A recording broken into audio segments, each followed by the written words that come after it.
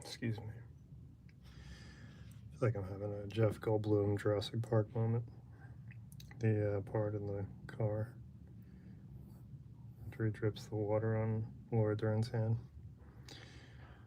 where he's talking about, I'm now sitting by myself, talking to myself.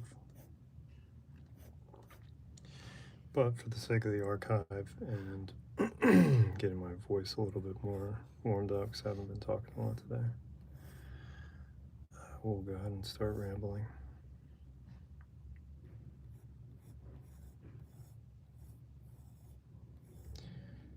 Kind of just going in and adding little things that I'm noticing that are slightly different from the photo that I'm using as a reference.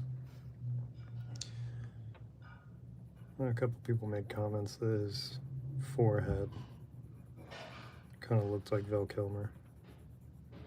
Sorry for all the background noise. I guess my neighbors just waited until the exact moment I started to start crashing dishes around. But I realize it's a lack of hair right here, and the fact that this isn't his real hairline, because I'm pretty sure it is a piece. It's a hair piece. And having sideburns, I don't think that he often has those. So just going to do a little bit of reshaping, and then we'll add some more contour where his stubble will be. And then probably be done with this one in not very long, and I'll go ahead and start the next portrait.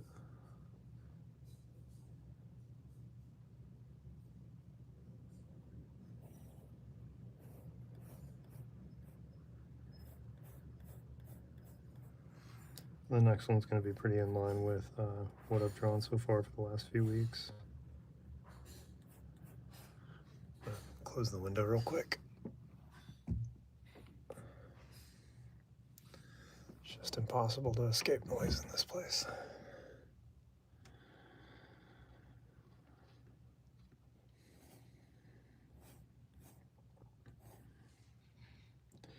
I will be honest, today is, I believe, day 25, drawing every single day at 5 p.m. Pacific Standard Time. And I've mentioned this, I think, just about at the beginning of every other live, but I did not run today, and I feel tired.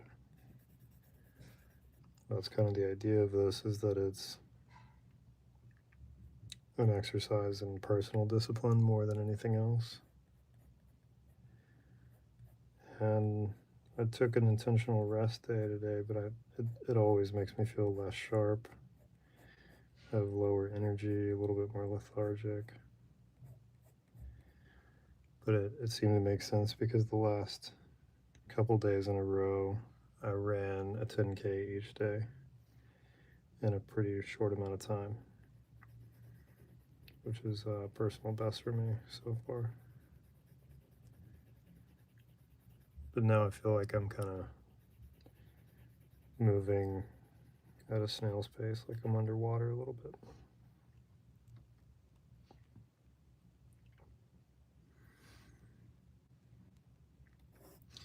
But I do think clarity for drawing or any creative process a lot of the time comes from physical exertion,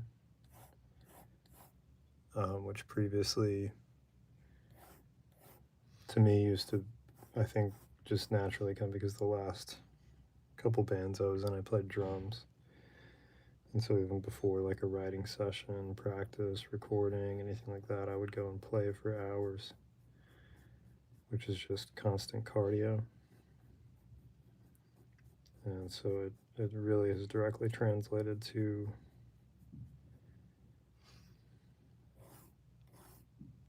the same sort of process, or I don't know, I wouldn't say success rate, but sort of the that sort of voice in the back of your head telling you don't need to work out and all that stuff. I feel like it goes away if you run enough. And I definitely am feeling it today.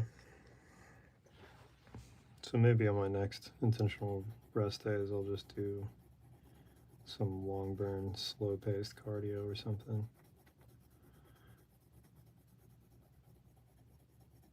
But it's at the point now where lifting without cardio feels a little bit unfulfilling. So I gotta find a better balance, especially for the sake of having better energy for drawing. But that's the point. The point is to have a little bit more self-discipline in every practice. And then eventually they all sort of inform each other a little bit.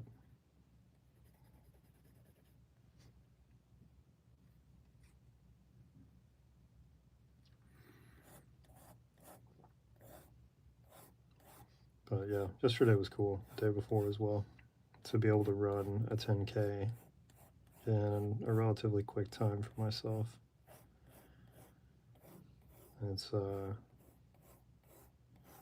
sure there's a little bit of muscle that I've lost in the process of running again, but I'm down 17 pounds from when I started.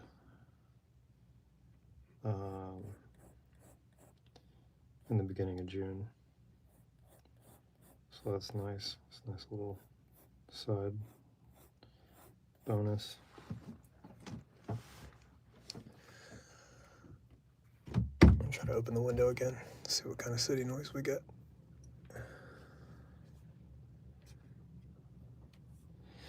But I'm right now, just for the sake of this drawing session, for this live stream, I'm breaking my personal rule and I'm having coffee after midday. So you're welcome, I guess. I may have to go run after I finish.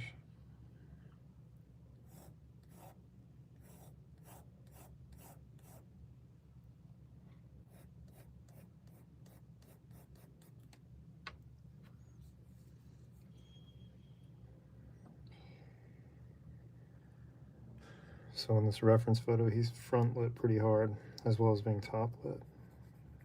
And the goal towards the end of this part of the process is to start creating a little bit more of a fall off around the edges of his face. And that's about all I want to say about art, unless anyone asks me specifically. Otherwise, I will just continue to talk about other things so I don't bore myself.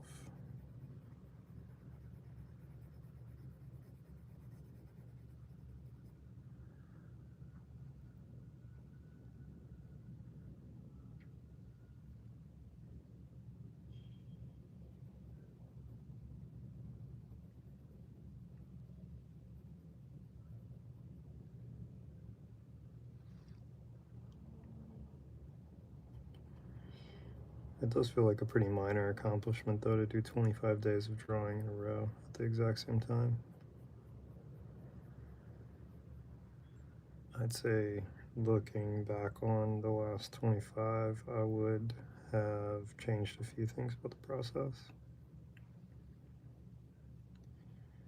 Mainly that I would have drawn pencil portraits like this the entire time instead of playing around with different pen drawings.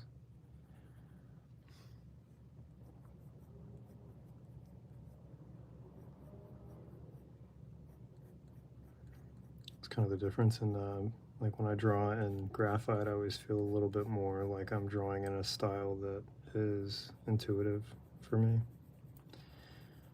Whereas when I'm drawing in ink, specifically with portraits, it feels a little bit like being in a cover band where I'm sort of using like borrowed techniques and things that don't naturally occur to me. So there's a little bit of the sense of, I'd say, like more comfort in this style. I'm definitely able to relax a bit more when I draw, which is another really big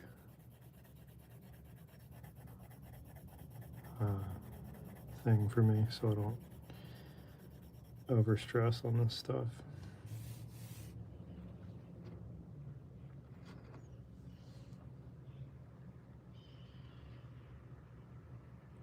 If you can hear those birds in the background, that's the San Francisco parrots. They sound like they're laughing. I mentioned this the other day, but the reason there's such a large population of them here, there's a few reasons, but I think the biggest one and the sort of funniest one is that some years ago, a homeless person won the lottery. I think it was scratch cards or kind of like a low-level lottery, and he went and bought a ton of parrots and then just released them in the city. And so there's little pockets of the city where they're really dense.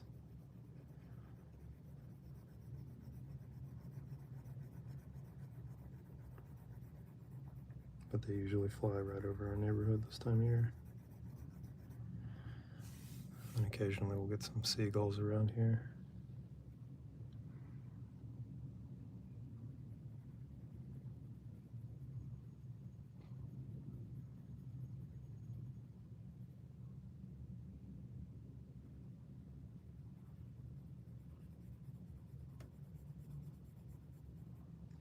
This is kind of the phase of the drawing where if you're not paying attention, you can kind of overwork areas. That is a little bit different for the sake of drawing on commission or for like gallery pieces compared to what I'm doing now, which is mostly drawing for the viewer's benefit. As an example, like covering where my diffuser lights are, you can see that there's quite a bit of graphite glare anywhere I go heavy with shading. But if you're not careful with some of these things, especially if you're chasing a really heavily contrasted reference photo, you can get a little bit into the territory of overworking it. But so far, my main critique of this portrait in particular is that I've left it really medium toned in terms of how much contrast there actually is in the reference photo. Sometimes you have to do. It sometimes will kind of work against you if you make as much contrast and contour as the photo, because you have to remember that it is a standalone piece and it doesn't have to be exact.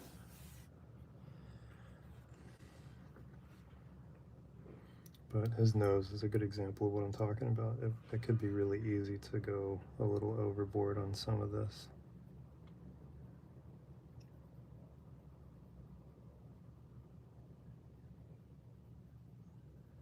But I do want the shadows to read a little bit better.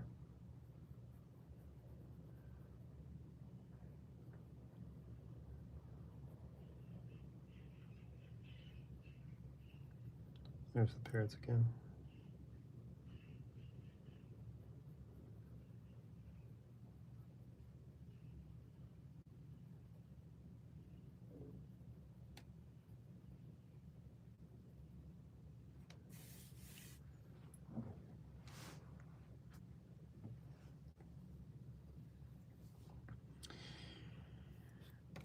So let's take a look. I think this hairline up here, it's a little bit harder to convey how contrasted his skin is because of the way they lit this and how much the hairline actually, or not the hairline, but the height of his hair protrudes. So it casts a pretty dark shadow. I think another thing that I might do to avoid getting too much of a graphite reflection here is lighten up his scar even though it is really dark.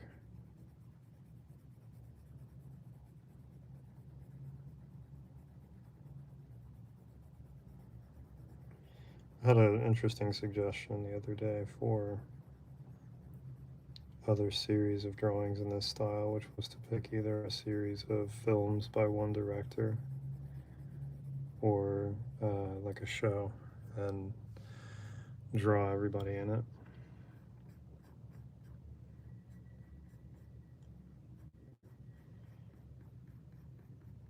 I thought maybe that might be a good way to go when I finish this series of faces.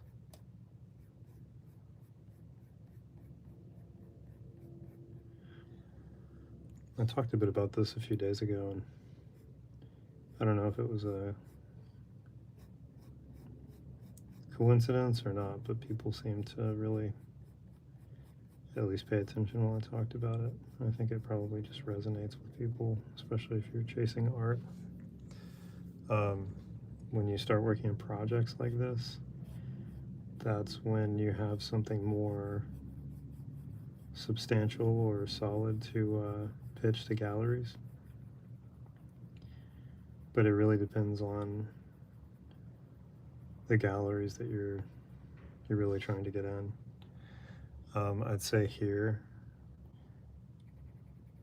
you know, it's something that I have mixed feelings about. For part of me, really, I respect a lot of the process, but then there's sort of the hardworking pro individual thing that I tend to lean on. I think a lot of the galleries here are looking more for agenda and identity politics. And that's kind of why I started just drawing stuff that interested me more than trying to draw like significant figures, or for a while I was drawing a lot of San Francisco related figures, like Kerouac and Ferlinghetti and Ansel Adams, a lot of people like that. And it seemed like the more effort I put into that, the less response I got. And I feel like, and I mentioned this the other day, so I doubt anyone who's listening now was here on that one, but one of the galleries that I went into, it's probably been about 2 years ago, made it pretty clear that they choose their their artists and their shows based on not so much the art or composition or any of that. It's really about like the mission statement. And then I think what the best way to put it is, without them telling me this directly, they really truly are booking artists on identity politics. There are some exceptions to that, but this place in particular had a really just a lack of cohesiveness in the art. This place in particular was displaying artists that are photographers, and everything was on film.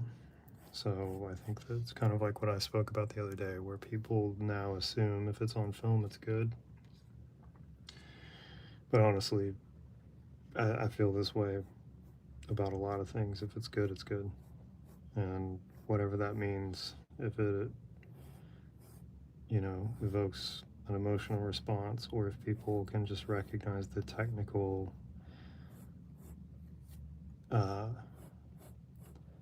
sort of difficulty of something. Like there's a few shots that I've gotten that I've seen a lot of people try to recreate, and I've had a lot of really positive response to it. It's what I've sold the most prints of. It's what people usually will bring up if we're talking about my photography. And they're not just, it's not, I don't think it's just a bias thing. It is also the most technically difficult photos that I've ever taken. I feel like they kind of outclass pretty much everything else I've captured. But it wasn't on a digital camera, it was on film, and there's no editing, just took the photo, developed it, scanned it, and that's it. And it was a culmination of things, knowing how to read the weather and know when the fog's going to roll in, so how much diffused light I would have, knowing the film stock that I was using, and then also just being really proficient with my camera, having used it for several years now, that model in particular. Anyway, all that said, I went in to ask if they wanted to feature San Francisco specific photography or art, and they made it really clear that they were interested in the artist more than the art. And because I don't check the boxes of what they're talking about, I basically was barking up the wrong tree.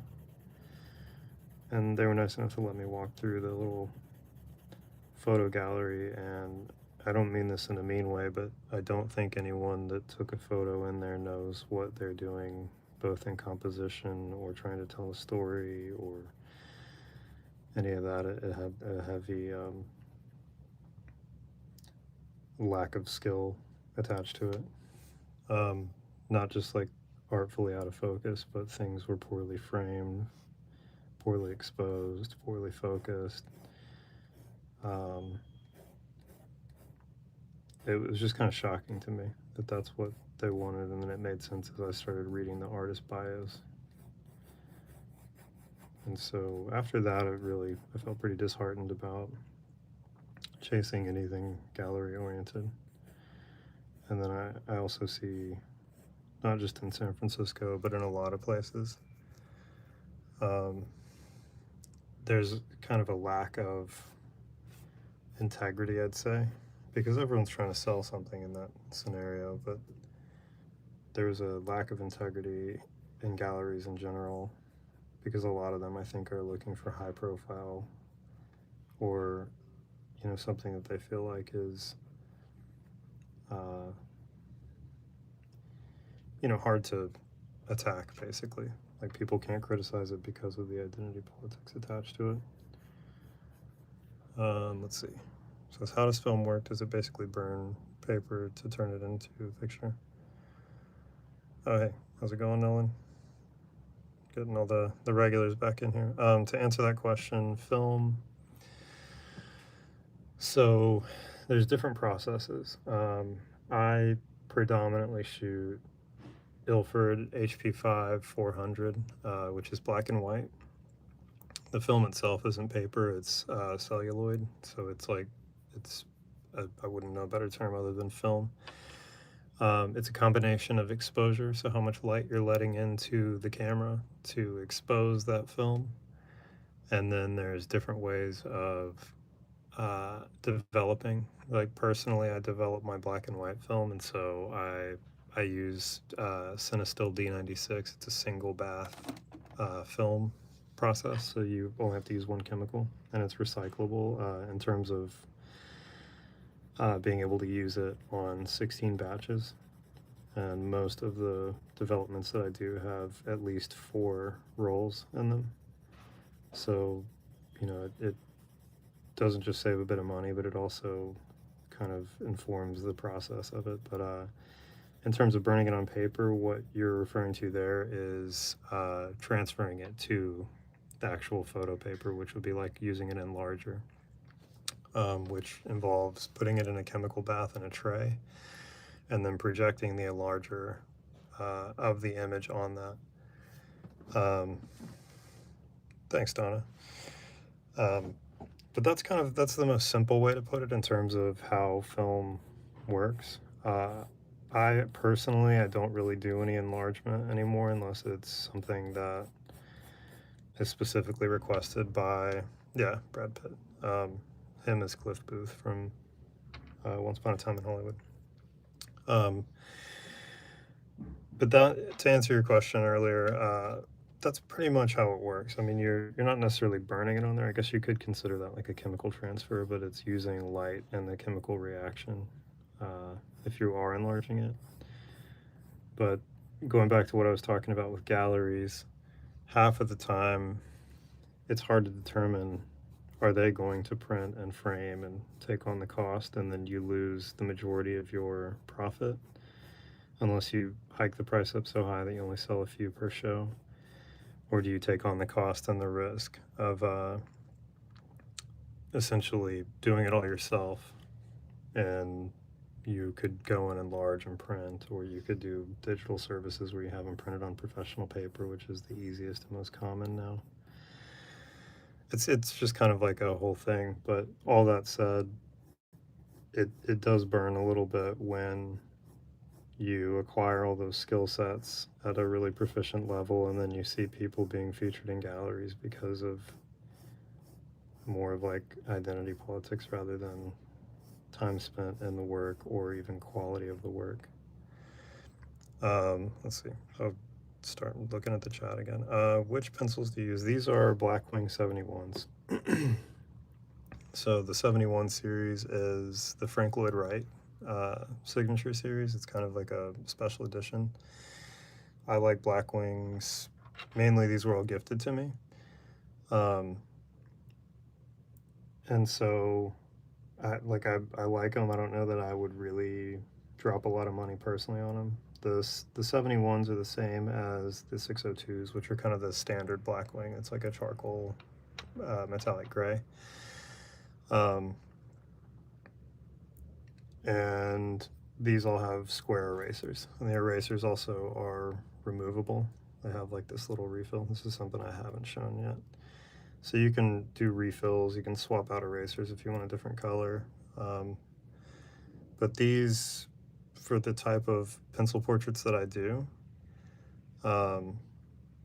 I prefer a square eraser. I also use a mono eraser so I can cut the edge of this to get a really fine line. And this is just kind of like a refillable thing. I prefer a medium firm graphite so I can have a lot more range without having to swap pencils. And with these, I can press hard enough to get enough contrast and contour without gouging the page. Whereas like a harder graphite, like they have a black series and a natural series, those I get a lot of page gouges. Let's see, Nolan said it's funny. I think he has talked about it 2 streams in a row now. Is it the pencils or the gallery stuff? Or yeah, I mean I'm rambling at this point, so I can't keep up. Faber-Castells, yeah, I've used those a lot. I used to work in a store that sold sets of those, and so I had the first set that I got was actually the demo set that somebody sort of trashed, and they were going to toss them, so I took them home. I prefer these for a few different reasons. I tend to draw with a really long grip, and I like how the square eraser rests on my hand, so I get a little bit more control for any of like the longer strokes that I'm doing. And then this probably just carries over from being a drummer, but I play traditional and match grip, and so I'm big on the fulcrum of the grip of how I draw, much like how I would hold drumsticks. And so a lot of the time, how tight I'm holding it is how much of a contoured line I'm going to get. And then they just have a good feel to them, the finish on these pencils. So if I choke up for like smaller details or really dark contrast, then it has a better feel than a lot of other brands, especially ones that have more of a rounded edge. But yeah, these, I'll be sad when this box is gone. It is a little frustrating. I also use the Blackwing dual sharpener. It's a 2-step sharpener. And essentially what it does is it cuts away all of the wood around the tip, so you get this sort of signature long Blackwing pencil tip.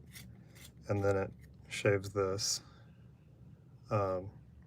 So you get a really, really fine edge. I'm trying to make sure you can actually see that.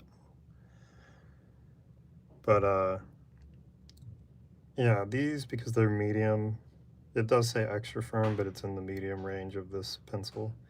They don't hold an edge very well. So I have to be like really selective. Let me close the window real quick. It sounds like somebody's about to take the trash out. That's not a euphemism. That's my little art studio backs up against the stairs for the trash alley in our building. So it sounds like somebody's falling down the stairs if they use it. Yeah, it looks like a lot of, I've got some regulars in here. There's Rouge, Nolan, Bossitron. I don't know if that's how you say your name or not.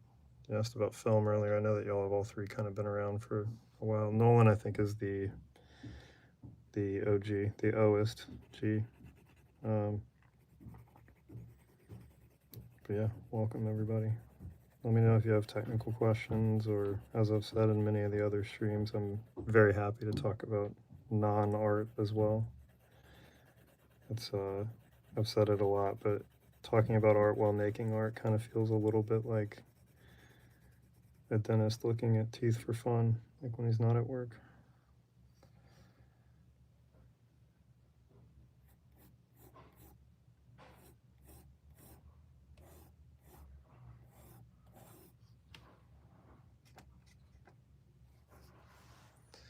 All right, I think we can open the window again.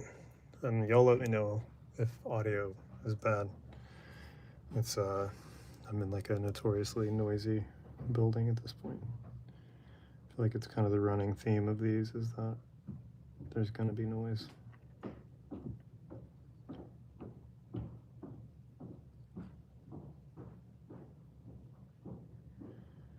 What I was talking about earlier, I think when a few people, let's see, he was here like 2 days ago.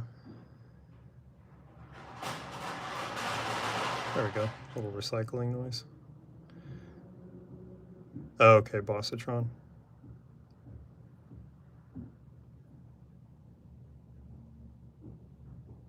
Nice.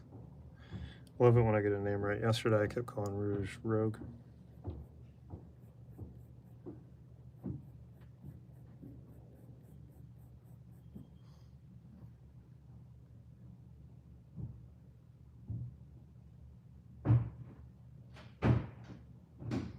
I don't know if y'all can hear that. That's like the stairs and the recycling noise. Just kind of never a quiet moment living in the city like this.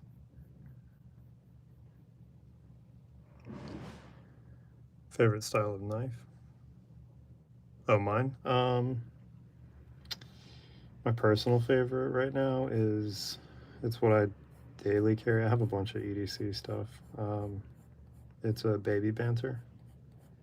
So the guy who made it made the original banter, and he went on all the forums and basically saw what people liked and disliked, and then he made exactly what people were looking for. It's the longest lasting pocket knife I've had.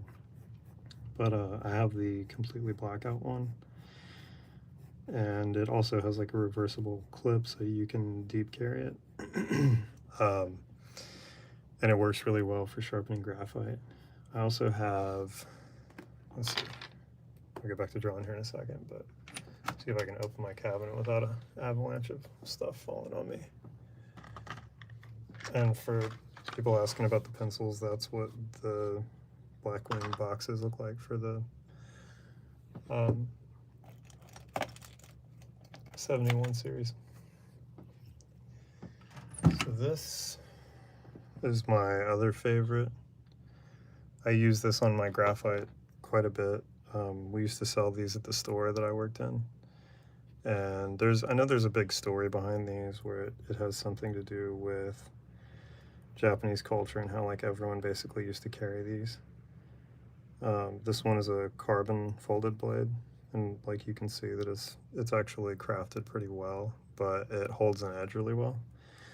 No lock, but it has a thumb press, so it won't close as long as you're holding it.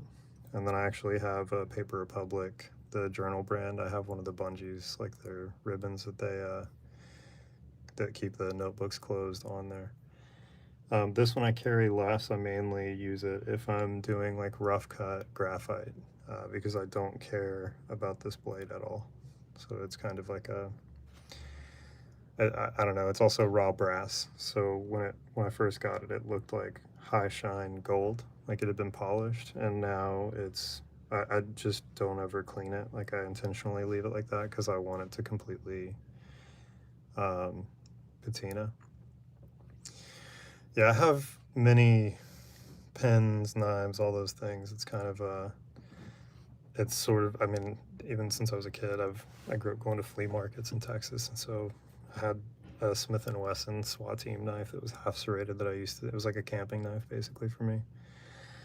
But yeah, the store I worked in was co-owned by a Japanese store, Toya, or a Japanese company, and so we had a lot of cool stuff in there, like literally everything in that store. I just had a list when I started working there, and I just slowly worked all the way through the list to the point where I didn't want anything anymore, and then my wife got a great job and told me to quit, and so I did.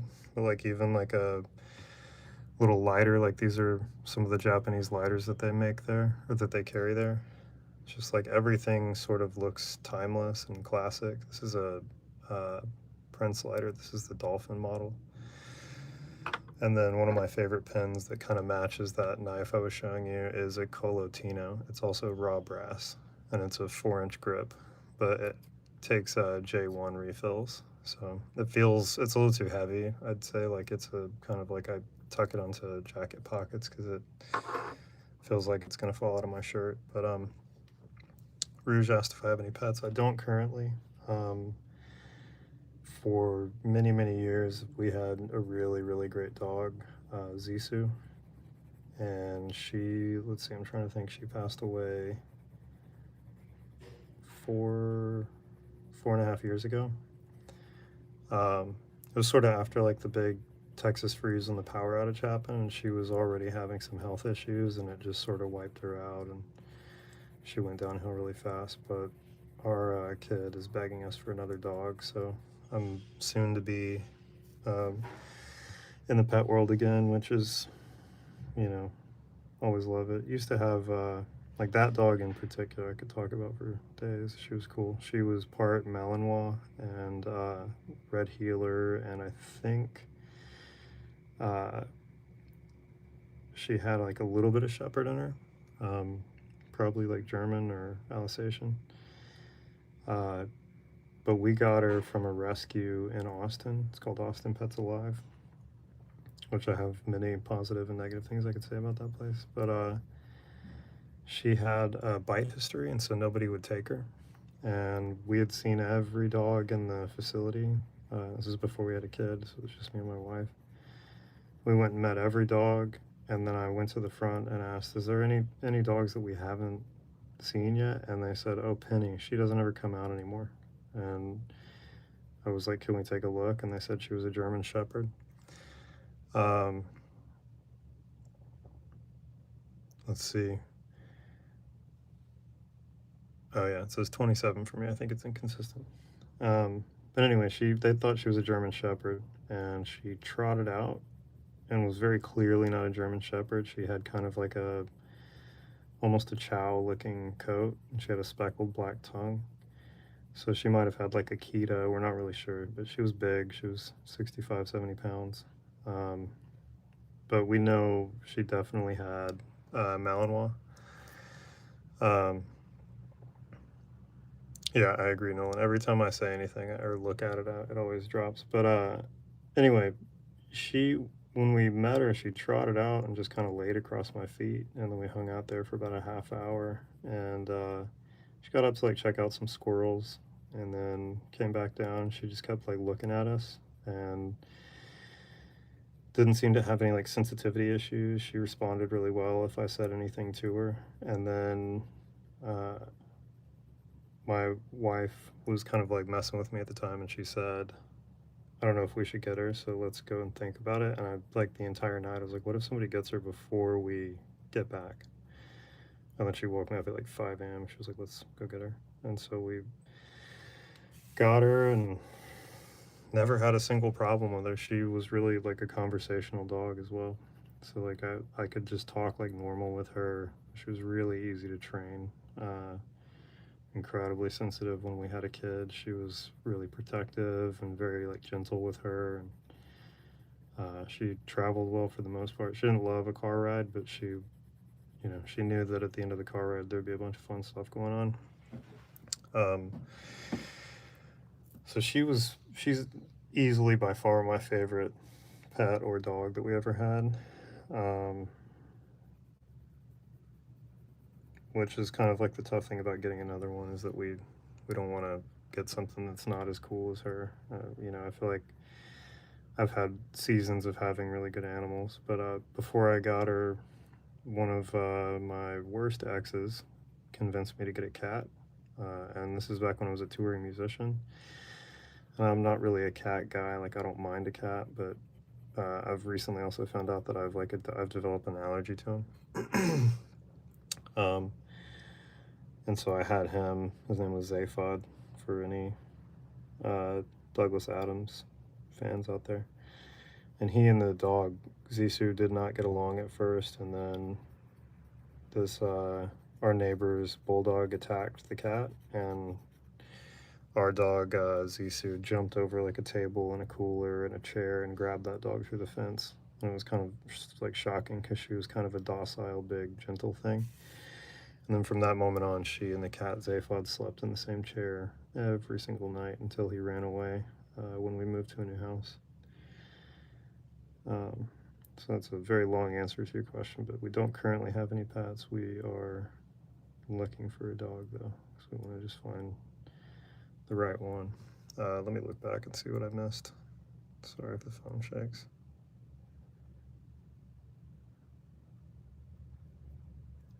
You have birds. You're the second person that's talked that has birds. There's a lady named Alice, I think, that said she asked me a lot of questions on one of my first streams, and then she said, "Okay, I've got to go. I have to walk my birds." I wasn't sure what that meant. If that was like I don't know, like a funny way of saying something else, or if she literally was going to walk her birds. Let's see. Oh, was that you? I thought for some reason that was Alice or Angela. Oh, okay, I see. That makes sense. I knew it was an A name. Okay, well, welcome back. Yeah, I've literally asked that question a few times to a few different people, if anyone knows, because I asked that and I think you had already hopped off the chat. Let's see. Sorry, I'm trying to catch up here. What kind of dog was Phoebe?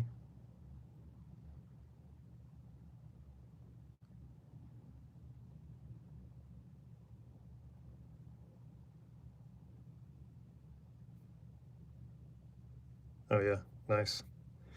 I like a shepherd. I've also had cattle dogs and huskies in the past. And my dad always had huskies when I was a kid.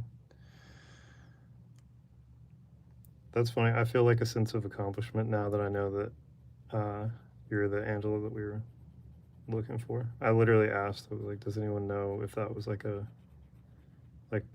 is that person really going to walk birds?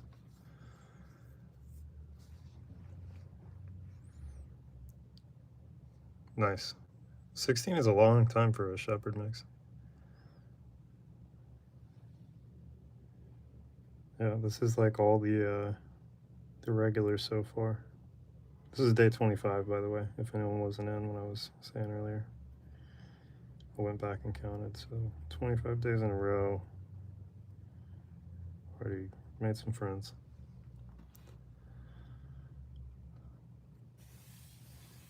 I'm still focused on drawing, but I am trying to make sure I'm not overworking certain parts because I don't know that I want to go as contoured as the reference photo.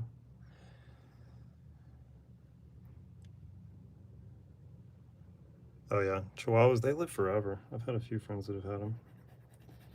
Yeah, it's the bigger breeds that don't last as long as I'd wish. Ours, when we got her, we think she was around 4, and we had her for 8 years.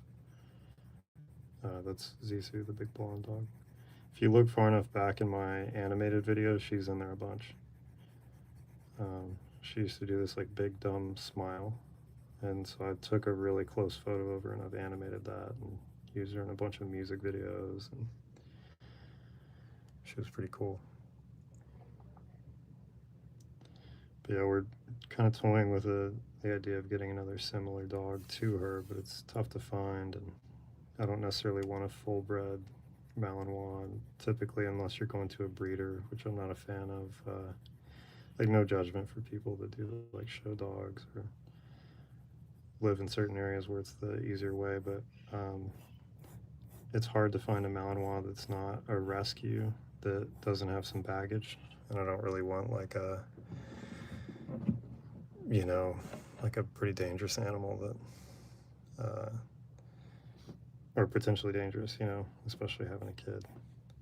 Face is far too wide in the mirror or on this. Sorry, I'm not trying to be mean. It's actually measured to the reference photo, so maybe you're just not familiar with the reference.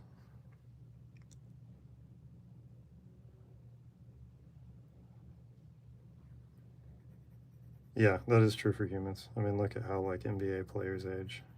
I mean, a lot of that has to do with how their knees go. But yeah, I don't know. I'm not trying to be mean-spirited. I think it's funny when people drop in and offer criticism. I always try to remember their screen name so I can go and see how good their art is. But to that point, I've never met an accomplished artist that goes and criticizes people.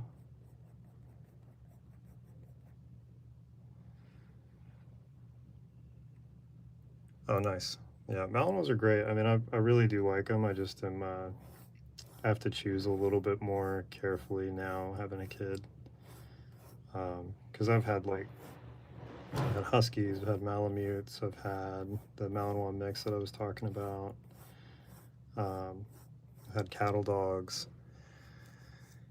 Uh, Another great like ranch dog in general is a Great Pyrenees, which in Mexico you can get them really easily, and they're already really attuned to ranches. When I was in high school and I lived out in West Texas, and ranching was kind of like extra credit work for school and stuff like that, or like helping out around friends, families' ranches, there were always a lot of Great Pyrenees around, and they're great to deter like coyotes and stuff like that because they're, even for a larger dog, they have a pretty good lifespan, pretty wild in terms of like how they pack up and will protect cattle and sheep and stuff.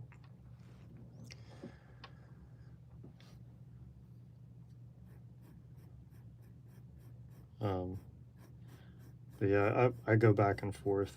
Our kid really wants a few different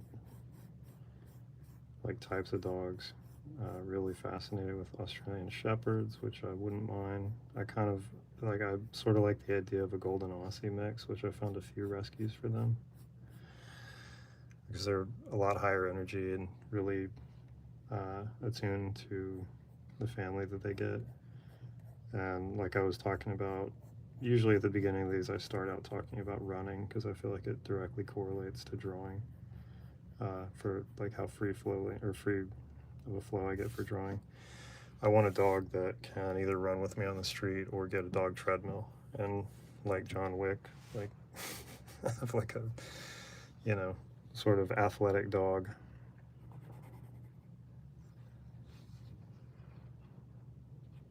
You said you were thinking about it, but the fur is way too long and get very dirty. Yeah, that is. Are you talking about the Pyrenees? That they are. They will get pretty nasty, especially because they're kind of a white blonde.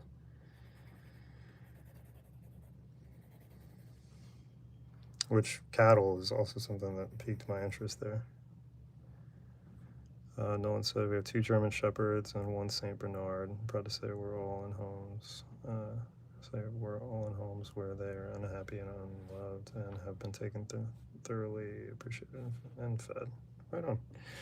That's good. I love to hear that. Like, I really firmly believe there's no such thing as a bad dog. There's just humans that suck at having a dog.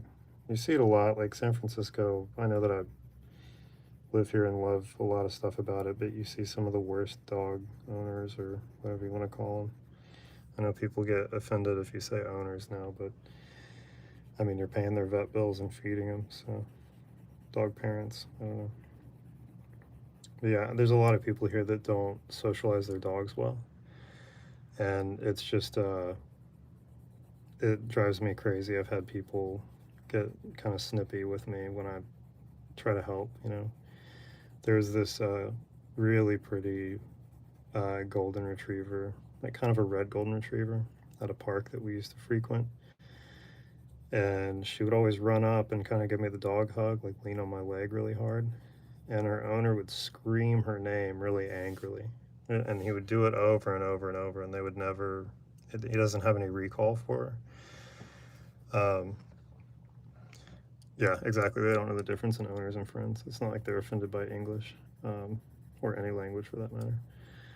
Um, but this guy would scream at his dog from across the park and would just not, I don't know, he like didn't have any recall for her, and she would just keep leaning on me, and he kind of snapped at me one day, and I was trying to be nice. I don't ever really want to teach anyone anything they're not asking me for, but I just told him you'd have better recall if you don't negatively use her name.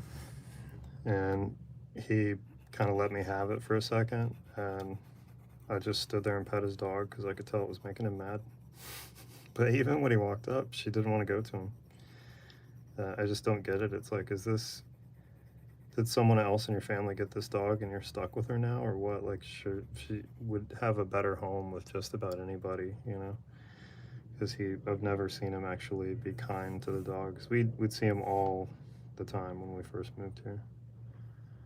But it's kind of one of the reasons I stopped walking at that park on a daily basis, just because I didn't want to keep having like dumb little arguments with people. Yeah, recall. I feel like it's essential. It lets them know like it's a safety thing, you know. Um, I think like any happy pet has to have some recall. You know, I've even though I said I'm not a big cat guy, I've definitely had some cats. I've had a cat. Uh, his name was Darwin. He was a giant black cat.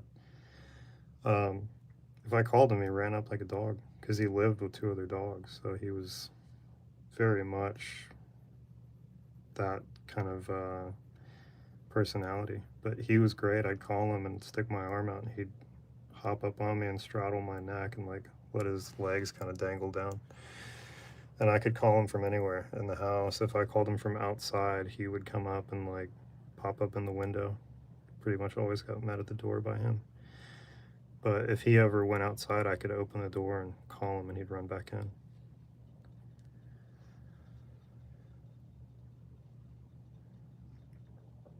Let's see, you said you have a problem with people who are rude and ignorant. If they are just ignorant, let's see. Oh yeah, to like open up and help understand it. I'm trying to like keep up with this as well as draw. Yeah, I think it's an age thing for me. I used to be, uh, I guess, like hot-headed a little bit. I had a guy try to kick my cattle dog at a dog park one time, and we got into a physical altercation. Um, and so I've been hesitant to get into it with people, but I think like by now, because I've been around so many situations where somebody should have spoken up, I've just kind of turned into that guy. It's like this sort of neighborhood dad. Like I chastise kids at the park. You know, same with their like if there's like our kid skates and there's a golden doodle that doesn't like her skateboard in a park that doesn't allow dogs, and I just basically was having to tell her like you don't want to hurt the dogs. It's not the dog's fault, but we need to go and let the owner know she can't chase you like that. But I think a lot of people are. I think generationally it shifts quite a bit. Like I grew up more in the generation where you did something and you get smacked in the back of the head for it, regardless of whether parents were around. So I just kind of have that sort of reaction. But let's see. So you remember when you met a cop that was a dog lover? He had a story where he instinctively unlatched his kind of ground when it's gonna do basically yell at a dog. Yeah, yeah. No, I get it. Like I don't know. There's something like weird about anyone being mean or weird to a dog. That guy that tried to kick my cattle dog was in a reflective jacket, standing in the middle of a dog park, which I know not to go to dog parks. I was young, but he startled my dog and he circled around him and made a little noise at him. Not even a growl. It was just kind of like articulating something. Like he wasn't sure about him, and the guy just aimed a kick right past him. I mean, like the only reason he didn't hit him is because the dog was running pretty fast. Um, it was just kind of one of those moments where, well, for one, we did get in some trouble. Both of us got our keys to the park revoked because it was a gated park. Um, but when I hit him, he called the cops, and then they showed up and literally asked us what happened. And somebody was over there that saw me every day, and they're like, no, he tried to kick his dog, and the cop was verifying. He said, "You tried to kick his dog? Well, now it's self-defense." And he asked me if I wanted to press charges. So I stood there for a long time, like, think about it. So it was just kind of like, I don't know, made me feel differently about dog parks and different, pet owners, and I don't know. But I think in the city, especially post-pandemic, a lot of people got dogs because they were lonely, and now nobody wants to take care of them. So you just see this overabundance of like poor communication amongst pet owners, and no one really respects any of the laws around here about the dogs.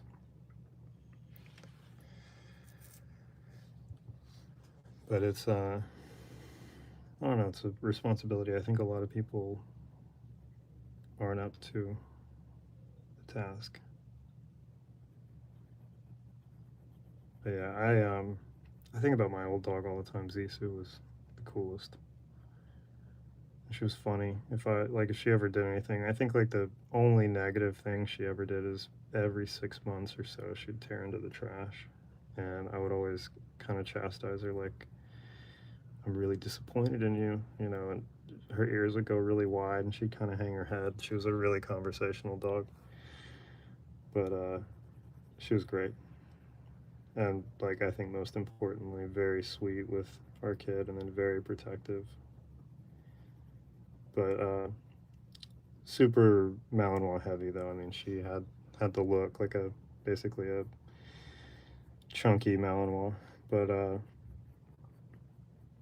yeah, we had a guy come in our yard unannounced one time, and she heard the gate slam and she bolted, and it was our kid was a newborn, and I got out there in time to see her do a quick circle around the guy and then grabbed his work glove off his hand without hurting him, and kind of like tossed it around like a dinosaur, and then dropped it and then stared at him. Like no growl, no bark, just letting him know you're not gonna walk any farther. And then, easy as can be, just called her and said, "Hey, go inside." And then she sat down at the door and stared at us until I was basically done talking with the guy. But I miss having a dog like that. It sort of makes it hard to take on the idea of getting another dog. I feel like they're gonna have a hard time living up to her. But I love all dogs. I mean, when I was a touring musician, anytime people had dogs, I would always be the one on the floor with them, and would always have like a bedroll and just like make a little pallet.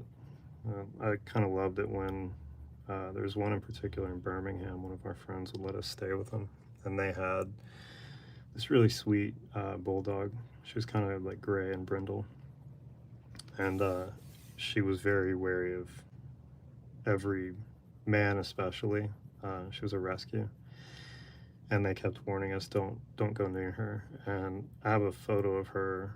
I'll have to see if I can find that somewhere. I don't think it's anywhere on my YouTube, because I used to post like more like stills and short form. But 10 minutes after we got there, and she's basically curled up on the couch next to me with her head in my lap, like just sweet as can be. It's just kind of all in how you interact with them and the energy you put off.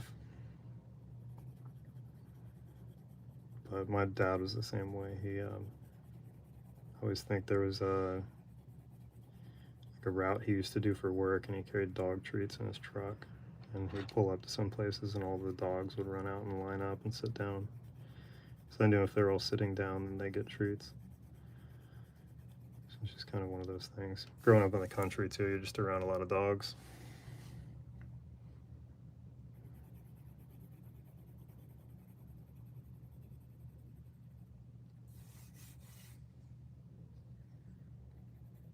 I feel like the chat took off for a second and then slowed down. What else? Good question, by the way. I prefer to talk about stuff like that rather than drawing, unless I've got something I need to explain. I guess the guy that said his face is too wide dipped. It's I'm sort of like braced against that. I know you're not supposed to feed trolls and all that, but I also feel like, I don't know, let's talk. I had some guys trolling a while ago, and I haven't had any issues with it since, but Oh, you're all good. Yeah, you and my neighbor both always doing the dishes here. Yeah, I feel like trolling on like art or creative videos when I'm just sitting here talking nicely with people is always kind of fun. I mean, I don't know that I'd consider that a troll, but just sort of an ignorant statement. But yeah.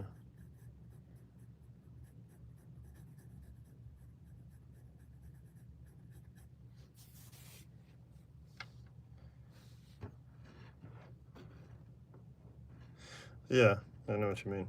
I like honestly with critiques,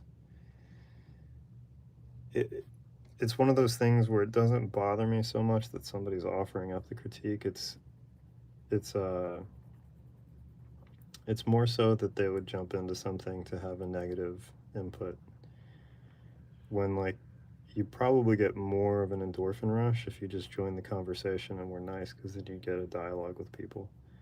But like I said earlier, I don't know any accomplished artists or anyone that puts in time. Like that's kind of what I respect the most about people, like going back to music or photography or anything like that. It's the time and the discipline that I respect because everyone's style is different. Like even artists that do photoreal pencil portraits and stuff like that, we all have our different techniques and different ways of starting and different ways of building it out. I would just never think anyone that I would have any respect for would just jump in and say something ignorant, you know. Even if they do know a better way of doing something, it's the whole point of the videos is showing the process that I have. So, but yeah, I think it's a couple things. It could be a language barrier. Like I've noticed that some people just don't have like much social decorum or etiquette, which is I think normal at this point. And it could also just be like deep insecurity to go around and trash a little bit. But I don't know. I've never like even I mentioned this the other day. There were some. It was when like there were actual trolls. I think it was either bots or just people that are like kind of spam trolling anyone that was live. Um, I used to do a lot with that stuff in person, just being a little bit older and playing in music for a living. Like you get a lot of negativity from guys that were either less fulfilled in what they were doing, or, and I say this knowing it, it could sound like big-headed, but and I can't even take the credit. But I was in a band that was already established before I joined it, so I had the benefit of stepping into something that was already doing like reasonably well. And we would get a lot of people with like a heavy negative energy about, you know, well, if I could do this, then I'd be doing that too. And they would kind of be negative, and then they'd offer up criticism about our show. And then they wouldn't, personally, you could tell they didn't put in the time. You know, if we were anything, we were busy. We were the busiest band nobody knew. But we also did 6-hour practices, you know, 5, 6 days a week when we weren't on tour. So whether we were playing music people liked or not, we were playing it very well, like very proficiently. And so it's kind of like that's what I respect is the discipline, the time spent. Um, I've never met anyone that had that negative energy that I felt like, man, I wish I could do what they do. It's more so like a little bit of, I don't know, almost feel sad for them. Like maybe pity is the right word. It's like if that's what you got going on, is you just do the drive-by negativity stuff. It's like, what a bummer. Like I used to kind of pride myself when I was in some of those bands, because I was in bands with guys who did and didn't party and stuff like that. And usually, if we were trying to make friends with like the band that brought us out on the road, like the headliner, I was always kind of sent in to go and have a good time.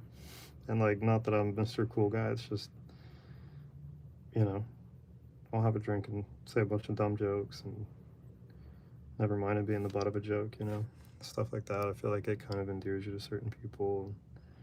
Some of my longest lasting friendships and relationships have come from that type of stuff. I think there's like a benefit in having the confidence to be silly.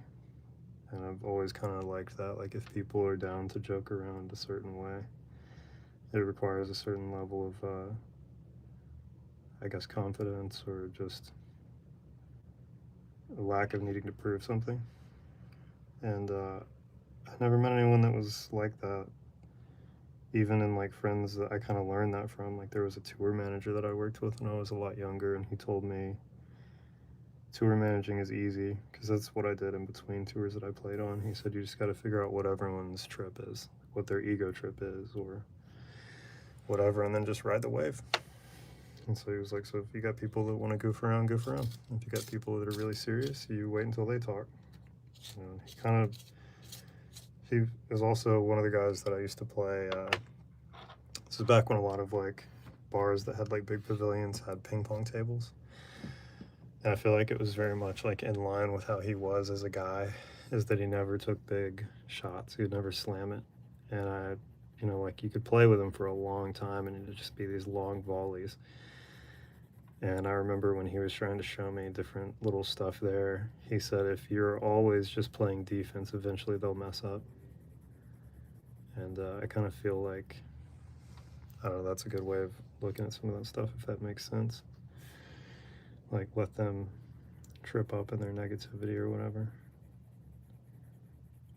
I feel like I'm definitely on full ramble mode at this point. But here we go, diving into more hair again, so brace yourselves for rambling.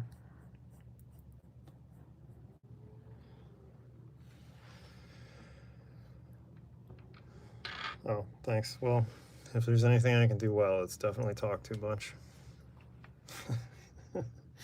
I said brace yourself for rambling and then decimated the viewer count. I know we're not supposed to look at it, so it is what it is. I'm gonna bring this scar up just a touch. Actually, Nolan, if you're still watching, I think you were the one that asked about favorite knives, right? This is the baby banter, the little one. So like, I use this also to sharpen some of the pencils if I'm doing like a rough cut pencil. But it's a little CVV baby banter. No spring assist or anything, it's just really smooth. But typically if I'm using a mono zero, I'll lower that so you can see it, I cut this in a really fine angle so you can get a nice clean line. So let's see if you can see it, sort of like a little diagonal cut. That way, if you're doing like a heavily contrasted drawing that has a lot of hair with reflections, you can do them with this. It tends to work a little better if you're using more like graphite dust instead of just from the pencil. But for stuff like this, I don't want to lift anything that's not the actual scar, so I'm just gonna kind of, hopefully y'all can see, yeah.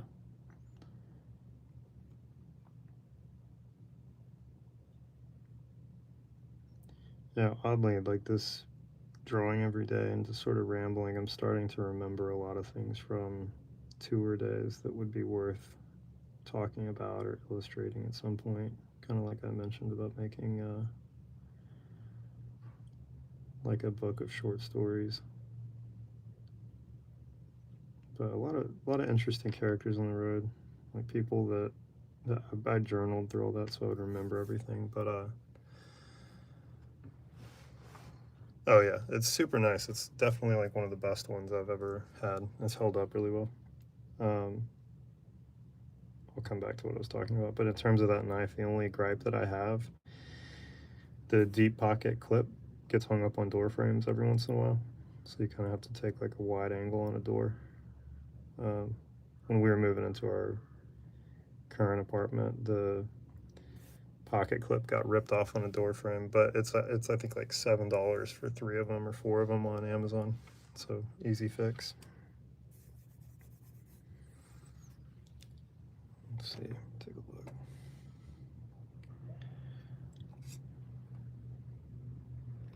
look. But yeah, just talking in general. I mean, I toured from 17 until last year, and I am old, so not 2017, from when I was 17. And so the amount of people that I encountered and random stuff that happened, you just kind of get like a different worldview. Sort of like that thing I was talking about yesterday, that you can't really fake being good at certain things. Like you can't fake being good at surfing. You can't fake being good at climbing or jiu-jitsu. Drawing, you can kind of fake it if nobody watches you do it, because you can use AI, or like even drawing assist on an iPad, the line assist stuff. But I think like in general, the stuff I appreciate the most is when people are just disciplined, consistent, whatever it is that they're doing. I'm gonna work on the eyes a little bit. I feel like these have gotten a little soft with all the brushing on them.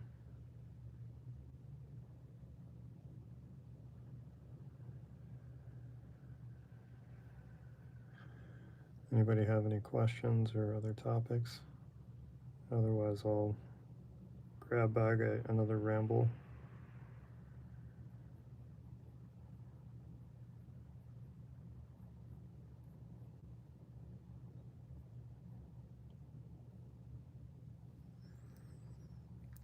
Plant enjoyer? Like a jazz cigarette, or like a botanist?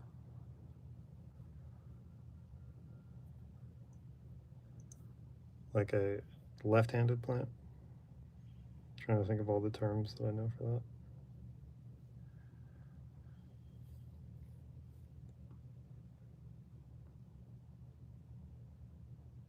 Oh, okay, I see. Obviously, I kind of inadvertently answered that question. I grew up in the country, like out in West Texas. I did some stints in the city a little bit, but city is, 20,000 people max, including all the little surrounding areas. So yeah, I grew up kind of in nature in general. A lot of state parks. Used to camp a little bit here and there.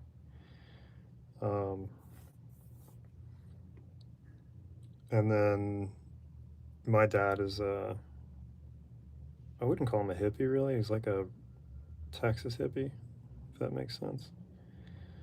And we all come from a family of musicians, and there's like never a party too far away, and so it's kind of like built in. I'm not as much of a, like, I'm a more laid back dude at this point, like a dad beer. Depending on like certain work and stuff like that, I don't mind. But living in San Francisco, it's kind of like in the air everywhere. But in terms of actual nature here, Golden Gate Park is pretty second to none. You can really disappear in there. I don't really, I'm sad to say I haven't been to the Muir Woods yet, which we've lived here this long. It's kind of a shameful thing. But I don't know, with that, like my wife and kid are not really into nature in that sense. Like they're not hikers. They're like city people, which is fine. My wife grew up in the country as well. But I think like some people just like what they like. I need to remember to plug my phone in so we don't lose this whole stream. I can come back to that here in a second. My favorite tattoo of mine, or in general?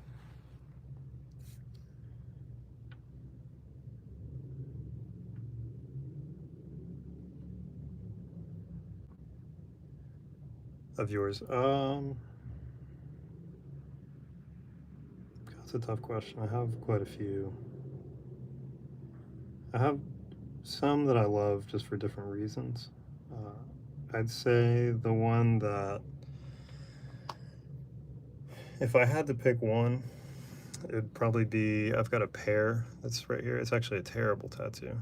My arm can't get flat enough to show you like a good representation of it, but my wife is really particular about spelling and very rarely misspells anything. And when we were first dating, she accidentally mistyped and it said, "We're quite the pair." Like as a joke, I can't even remember what we were talking about, and it said pear like a fruit.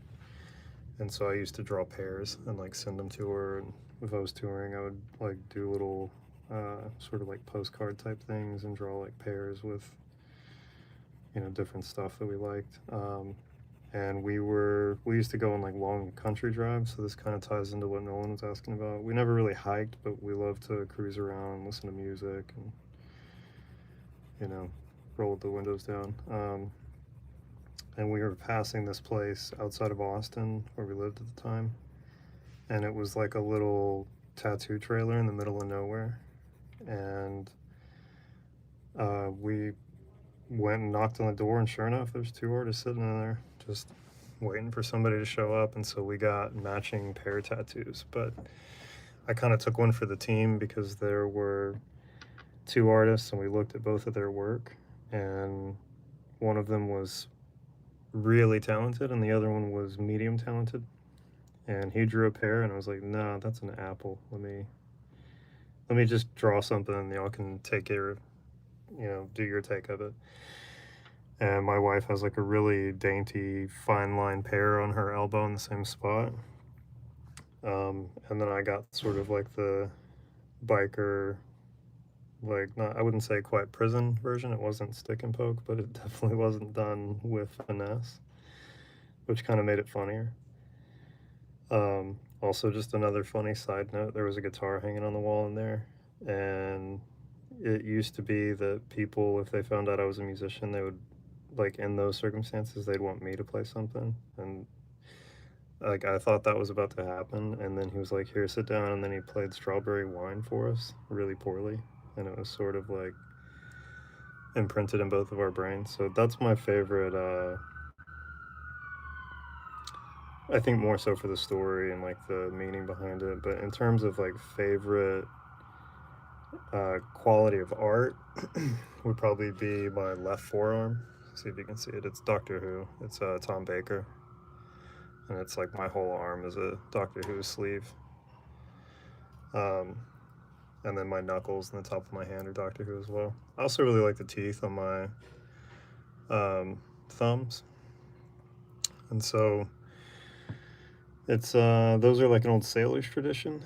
When I I don't I should really look more into this, but sailors used to get small teeth tattooed on them when they would return from big voyages because it was a significant thing to be like long in the tooth, which is like, oh yeah, there you go. That's, I was like, what does that mean? And then that's oh, okay, you're talking about the sirens. I thought you were singing the Doctor Who song for a second. Yeah, we're definitely gonna hear some sirens. Um, so I got those. I forget what birthday it was on, but it was criminally expensive because it was in like a part of Austin where they kind of gouged people for being tourists. Even though we weren't tourists, it was just the place that was open that had an artist I liked. But since I traveled for a living for so long, I got the thumb, like both thumbs have a molar on them. So I like those a lot. Trying to think of going back to what Nolan was asking about uh, nature and plants and all that. I'm trying to think of like some of the best experiences. My brother's bachelor party was probably one of my favorite sort of nature camping experiences. It was up in northern Oregon, and we did this big campfire cookout thing, and everyone kind of went out, and we all bought like fresh salmon, and everyone, you know, like all the vegetarians and vegans brought their stuff, and then me and one of our close mutual friends built this really big fire, and we just spent the day like basically partying in the woods, but like sort of older guy party where everyone's just kind of sipping on beer, and, you know, it was Oregon, so there was definitely like many plants around. But we were right next to a river, which I thought was a dumb idea at first because we don't have to yell the whole night. But then after a while, after everyone ate and started getting tired, there was zero light pollution and just the roar of the river next to us. and the campground was mostly broken up black rock, and so it wasn't like too grassy. There weren't a lot of bugs. It was kind of, which I think about because of like in Texas, if you ever go camp, it's mosquitoes and usually like kind of at least knee height grass and stuff, unless you're out in far West Texas, which I don't know why anyone would do recreationally. I grew up out there, and so it's kind of like the way that we used to tell everyone is that it wasn't a long distance call from hell because it was, 110 on a good day. Um, but yeah, I think about that one. The camping was cool. We all kind of like set our tents up earlier in the night before it got super dark, and then people passed guitars around for a while, which normally I would run from, but because it's my brother and all of his friends are really talented musicians, it was kind of just like hearing all these different styles that had made it out to Oregon because nobody was from there. I mean, everyone. There's this one guy, Zeb, that I still think about who played. I have a rough recording of it somewhere, but he played this great song, and I thought it was a cover, and he was like, "No, I wrote that." And then I thought he was messing with me, and I asked my brother, and he goes, "No, Zeb, like every song he writes is like that." I think it was called like Black Lemon Drop or something. He just had a great like timbre to his voice, and something about being next to a big fire, like having all the river noise. And I was talking about this, I think, last night or the night before. Um, like having no light pollution and seeing stars, especially under those circumstances, is kind of a thing. You could just tell like everyone was sort of in the zone. But yeah, it was a good time. And that was, I think, maybe the best outdoors experience. Not a lot of hiking though, but and then I grew up like my family used to have a cabin up in the Upper Canyon in Ruidoso, New Mexico.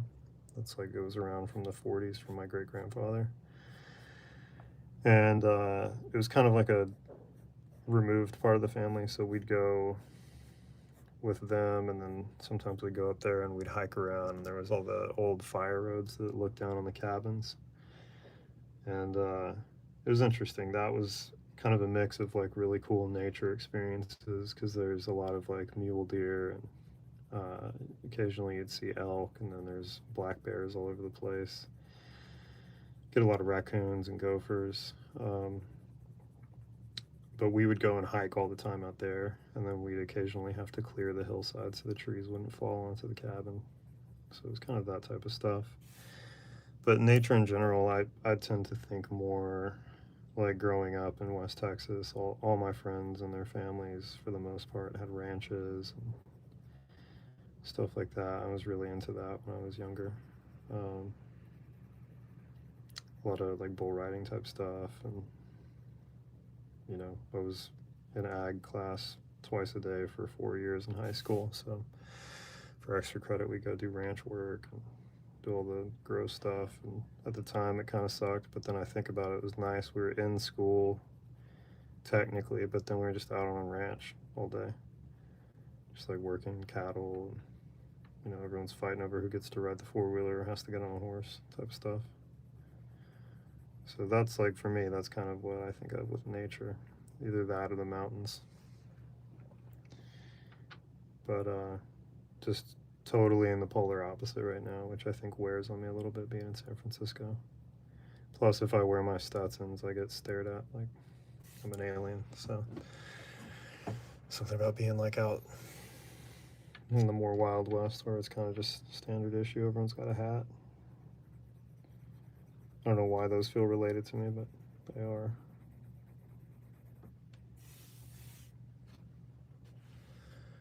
This thing's starting to come together a little bit. I'm kind of in that territory of whether or not I'd want to keep digging in, but I think there's a little bit more contour that needs to happen, especially on his nose. Boss Trent said, "Bro, four-wheelers are the third funniest thing to ever exist. I love doing bicycles on them." Yeah, four-wheelers, I never liked them, to be honest. Like, if it was an option between like hopping on a horse or a four-wheeler, I would have more fun with the horse. We had an ag teacher out there, and he had this old paint horse that I loved, Brush, like really kind of crabby, a little mean, had a bald face. But yeah, I had a couple like close calls on a four-wheeler. I lost control, went on a like a, I don't know if everyone knows what caliche is, but it's like white big rock gravel, and I just started losing control of it at the speed I was going, and I went off this embankment and crashed into a big brush pile. And ever since then, I felt like if I'm gonna be on something, I'd rather it be like a dirt bike or a motorcycle or a horse. Something odd about like a three-wheeler or a four-wheeler, like the handling of them is just so different to me. But I get it. I mean, I have grown up out there, everyone had them.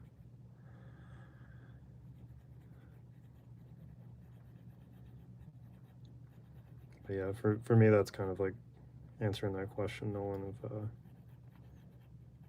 nature-y type stuff is, I think of like old ranch work times or being up in the mountains.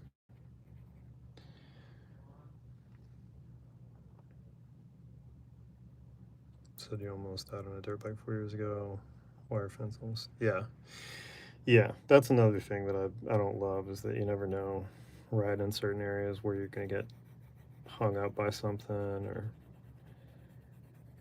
it happens so quick. All that stuff can be pretty gnarly.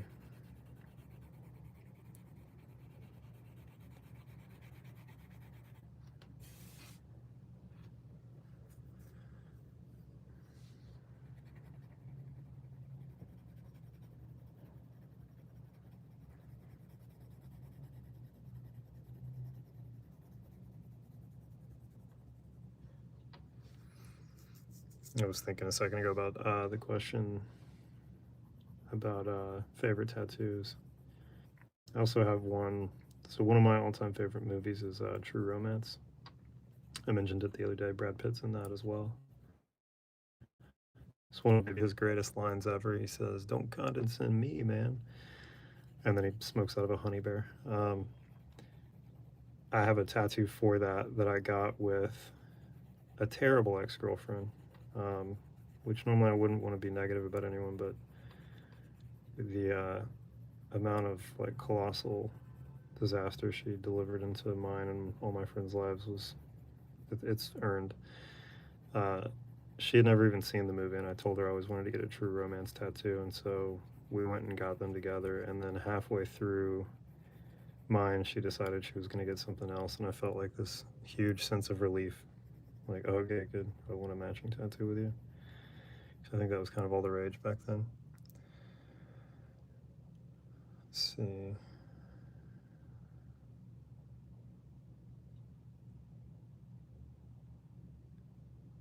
Oh yeah, the guy that said that his face was too wide. Yeah, it's weird how the XP points work. I don't really understand them.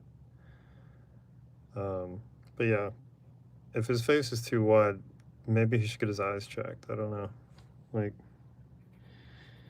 your brother might be, you know, dealing with a wide set eye problem, or maybe he has like drawing dysmorphia. Not to be mean, but you know, I'm not cruising around trashing other people's art. This is measured to the reference photo. Um, and his hair and sideburns also widen his face compared to how it would normally look if he had like a close crop haircut. Because I think like everyone should also remember that this is a hairpiece he's wearing. That's why his hairline is completely straight across the top. It's staying in focus, right? I've noticed a couple times I've seen it soft focus. Vasatrani said, I remember when my mom bought me my own four-wheeler on my 7th birthday before I saw her game. Oh wow, it's 7 with a four-wheeler like that. That had to be like the coolest thing ever. I remember when kids had like dune buggies and stuff like that, but that was more around like I'd say 10 to 12 for us.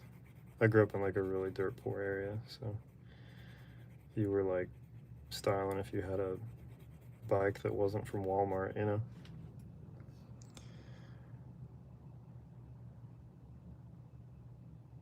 Okay, cool. Yeah, Nolan, I mentioned that mainly because you pointed it out the other day. I did see it kind of soft focus for a second, but it might also be that my desk shook a little bit. But yeah, no pressure, man. You don't need to hover over it or anything.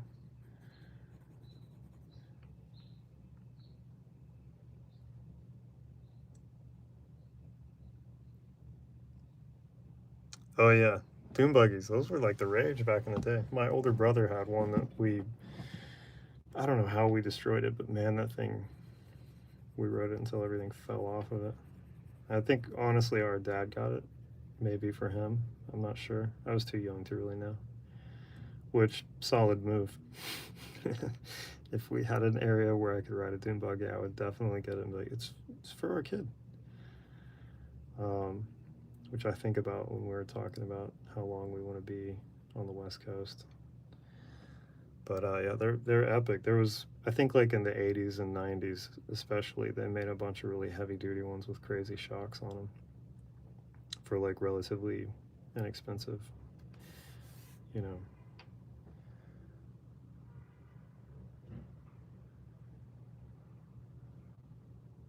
Oh wow, yeah, a Suzuki 125. I mean that like also being seven and having something with that kind of power, I bet you were probably cruising because you basically weigh nothing on it, you know. But I also, I can't remember who I was talking about, uh, or who I was talking with about this, but it was somebody that we kind of took over the whole thing and talked about motorcycles for like 2 hours in one of the other nights. And we were talking about how sometimes having like a slower, just like a cruiser, something that doesn't have a ton of power is even more fun. They're trying to get the dune buggy road legal right now. Need to brake fluid and a new belt. Yeah. Yeah, I mean, hang on to that thing. Feel like they'll never be uncool. Yeah, I had a friend in high school who had, was one of the ranch kids I was talking about.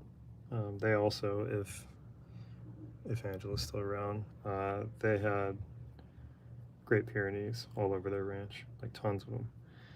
But we had a bunch of time out there because he was also a drummer in a band that I was in, and we were doing this big like sort of band practice weekend, and we went out on Saturday morning to feed the dogs and kind of like go cruise around their whole ranch and see everything. They also had a stone quarry on their ranch, so we would go down there and just, it was like a big flat bottom, so we could take four-wheeler, dirt bike, go-kart, like they kind of had everything. And I always think one of my friends was driving the go-kart. It was a two-seater, so it was a kind of a wide body go-kart, and the tail of his button-down shirt sucked into the back tire, and I still remember looking over at him, and I saw him fold down so hard it was like he broke in half forward and then sat back up and then immediately stopped and buttoned his shirt up. And we were both laughing so hard, and then we got out of the go-kart and never said a word about it. We like couldn't, every time we brought it up we'd start laughing. Let's see.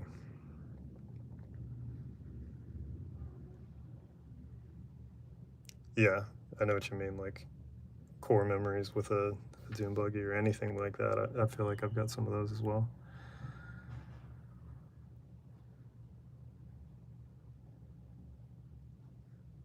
What was a 400 Bayou?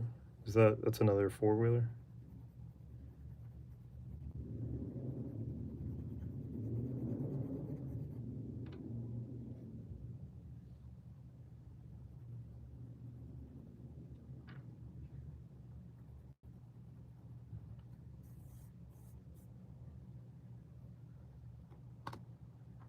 Oh, okay, gotcha.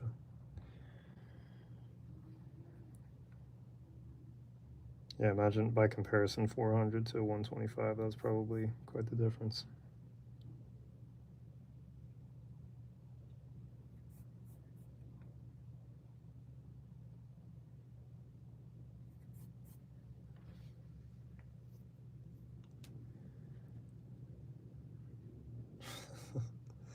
Does it show like your XP count? Like, so, like, cause I can't see that. I can just see who's got numbers next to them.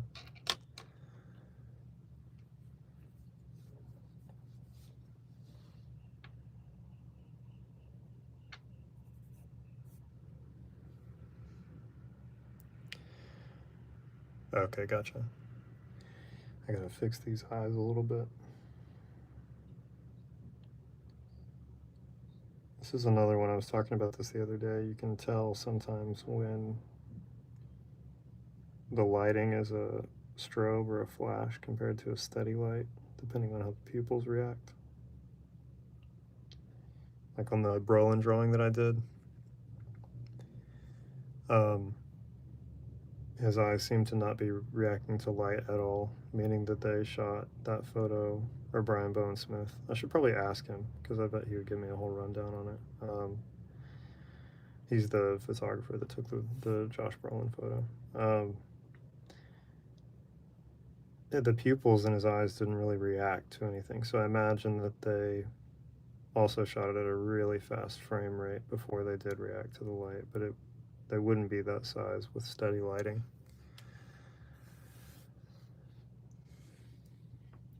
Which is kind of like a non-detail. It's just sort of what my brain is attracted to when I'm looking at these things, I'm trying to pick different reference photos. He has these light bands around his irises here, but I don't think it translates very well. It looks like he's got like reptile eyes a little bit. It would look better if there was a little color, but I refuse to do color.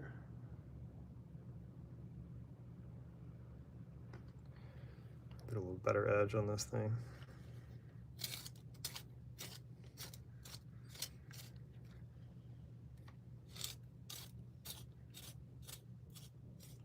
Anybody have any other subjects or questions?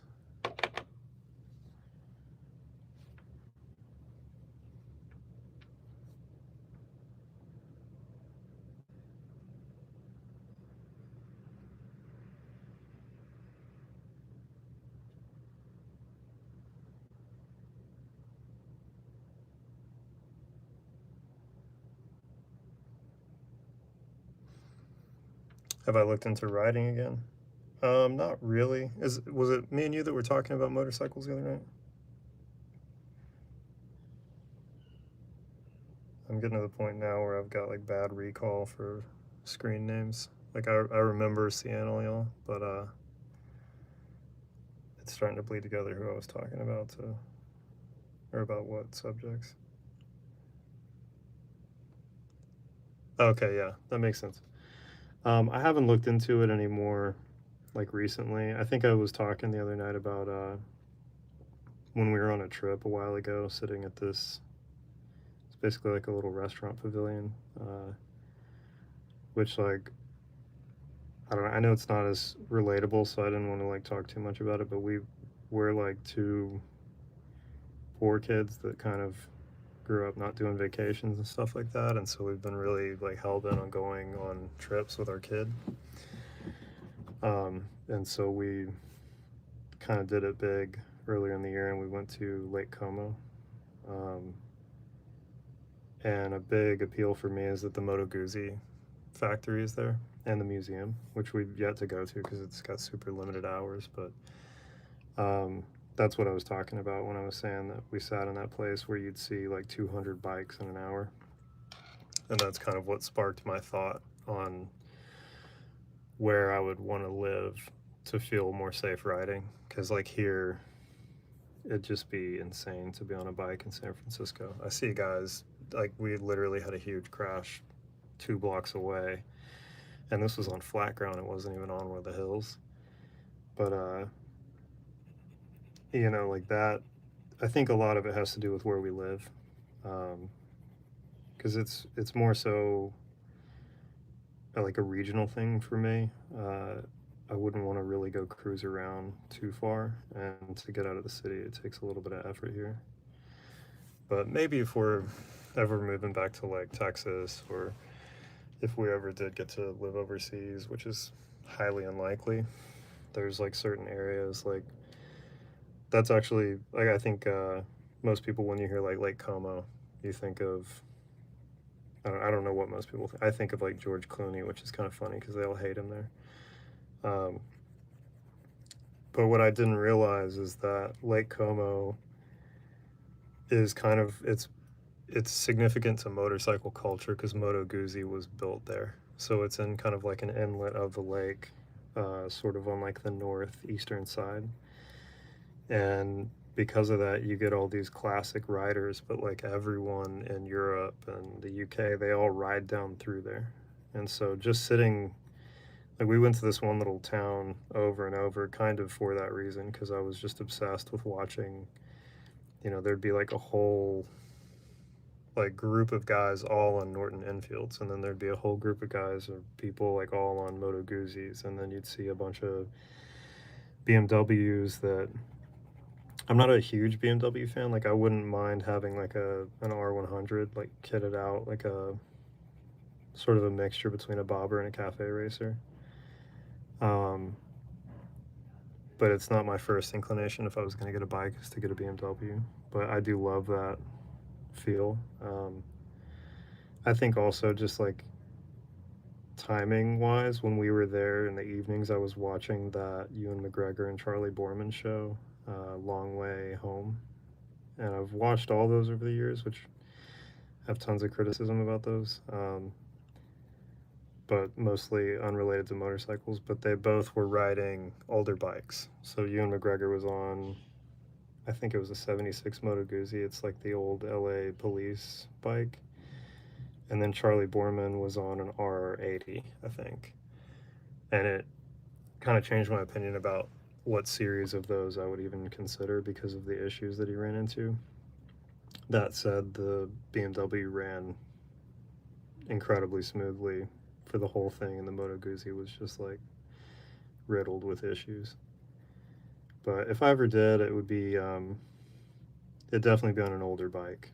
I mean, I'd be wanting to kind of tinker with it and have a space for it. But I don't know. It's one of those things where it's like, how many things do I really want to get into? Especially since it's one that I kind of already sold on. But I do think about it all the time. It's kind of like what most of my Instagram algorithm is. It's just people like doing cruising videos or the company I was trying to remember to tell you about the other day is Thornton. If you look them up, he kits out all kinds of stuff, but he does these custom bobbers that are some of my favorite bikes. Really nimble, really low ride though. So it's kind of, it'd be like more of a short range cruiser more than anything.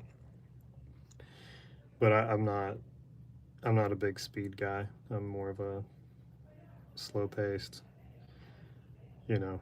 I'm also like, as much as I was knocking people like Peter McKinnon the other night for being like stuff guys where all they have is just a bunch of stuff, you know.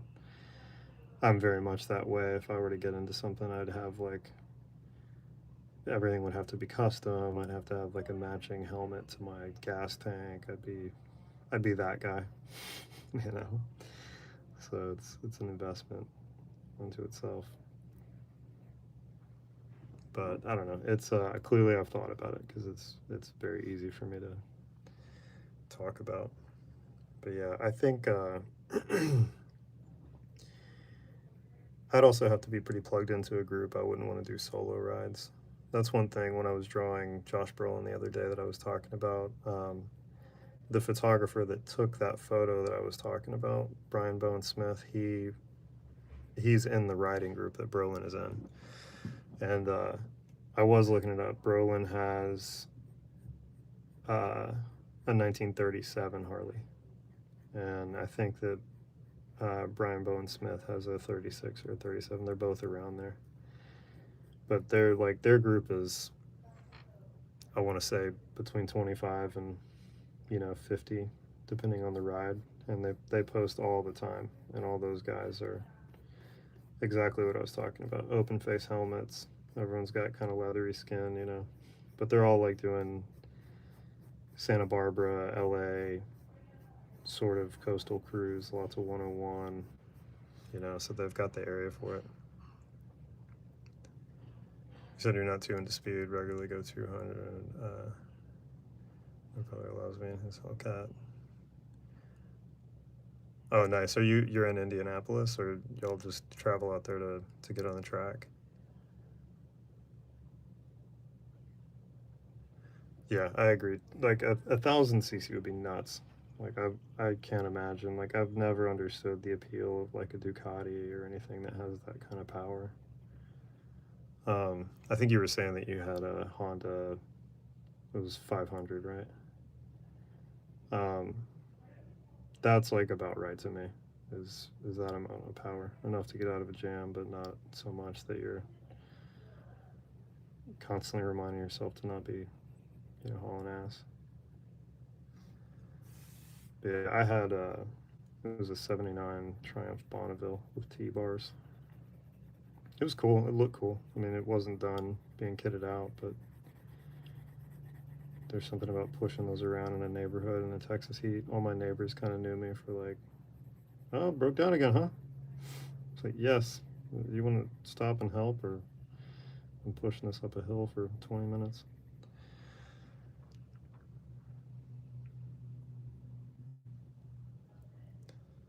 So you said that you traveled to the Bonneville Salt Flats, racetracks. Oh, nice. Okay, yeah, CBR 250. That's what you're saying. Yeah, I'd love to go out to like the Salt Flats. That's more of like stuff I'd be interested in. Like get a little trailer, not have to ride out to it. When I was a kid, my dad and all of his friends would go up and ride around New Mexico where I was talking about. Like we'd go up to the little cabin and they would cruise through. This is like in Upper Canyon Ruidoso, so it's near like Ski Apache and a lot of cool winding roads up there. Really crisp mountain air. This is a pretty good elevation, so it's pretty cool. Lots of like national park because Lincoln National Forest is there, and there's roads that cut all the way through that, and then it's just like good riding area. See a lot of guys out there. It's kind of similar to that vibe of what I was talking about with Lake Como, where you just see a ton of great looking bikes. A lot of guys on like kind of like track bikes, kind of kitted out BMWs with all the big panniers and everything. All right. I feel like if I keep working on this, I'm going to overwork it, so I may call it there. Which hopefully, like I noticed this last night, it doesn't look as HD as what it actually looks like in person. So I'm going to have to do follow-up posts where I can get like a proper photo of these. But I'm going to go ahead and start another portrait if everyone wants to hang in there. I wish, what's his name with all the XP would come back and review it. Just kidding. I don't wish that at all. Let's see. So I picked out kind of an unconventional reference photo.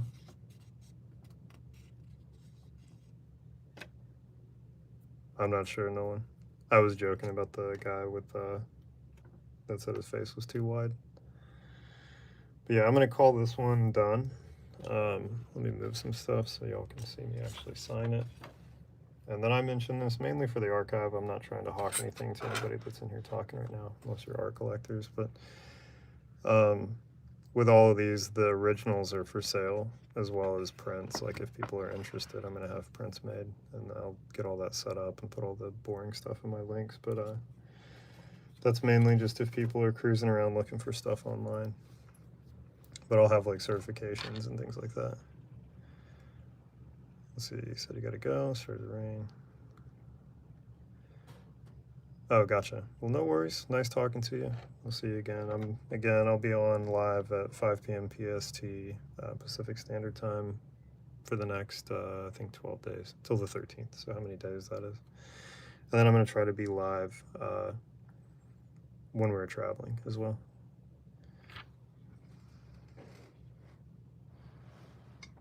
Yeah, hopefully the trailer wires are not too exposed. I know this is a terrible angle, but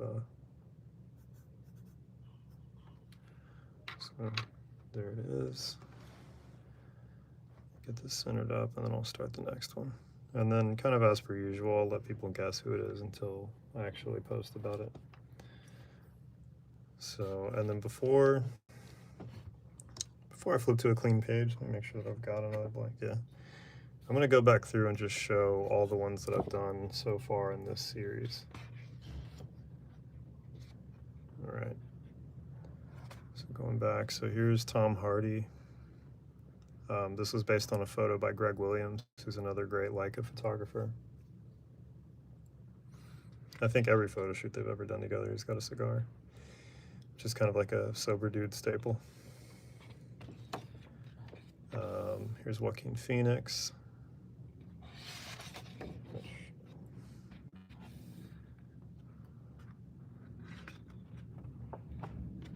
Here's Josh Brolin. This is the one that Bossatron and I were talking about motorcycles on.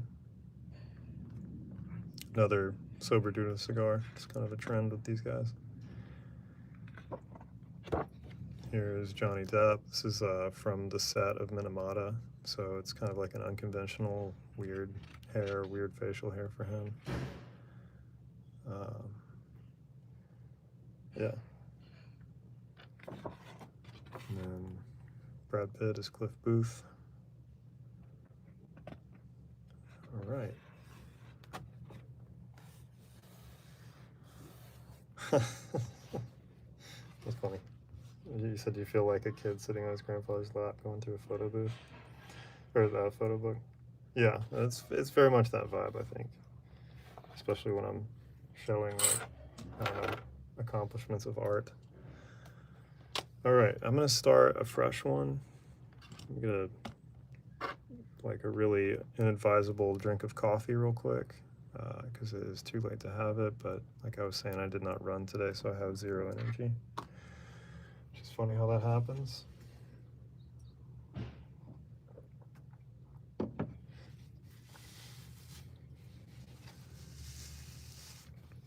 There we go. Rouge is back. Okay. About to start a fresh portrait. Let me make sure this is actually level. I've done these a couple times where I'm slightly off center. Okay. So just for the sake of anyone that's new, or if anyone's watching like Nolan or Rouge that have seen me do this a little bit, I think you'll have seen me start these. I use, for this series, I'm using the Blackwing pencils, the 71 series, and then the other thing I have is just an automotive on brand, because we've been talking about motorcycles and dune buggies and stuff. It's an automotive ruler. These are like flexible and easy to carry around in a notebook, but that's pretty much all I use aside from an eraser and a pencil sharpener when I'm making these portraits. So like the rest of them, I'll let y'all guess who this is until I have to post that I'm drawing them tomorrow.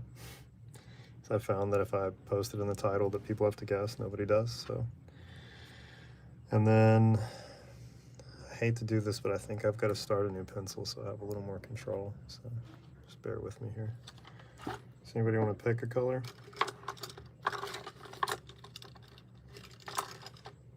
I'm down to like a limited few in terms of the ones I haven't used yet. Sad days. Here, I'll show you Nolan, just in case. So I've got gray eraser with orange, blue eraser with green. These are the Frank Lloyd series, so they're Frank Lloyd Wright, so they all have kind of that look to them. I've got the white eraser with a more pure green. And that's all that I've got left of that series, which is not cool, but it is what it is.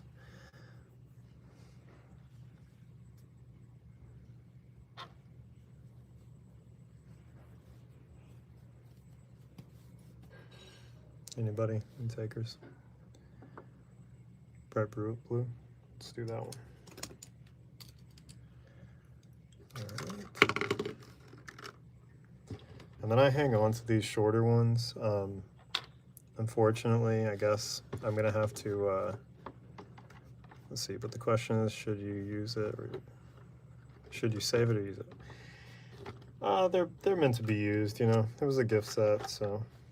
I also have a bunch of the other ones, so I could stop complaining and use the natural and the black series that I have already, but I feel like if I don't use them, it's almost more of a disgrace, you know. But yeah, let me get this sharp. The main reason I go with a new one, especially when I'm starting, is just to be able to have the length of it so I have a little bit more control over the fulcrum of the pencil.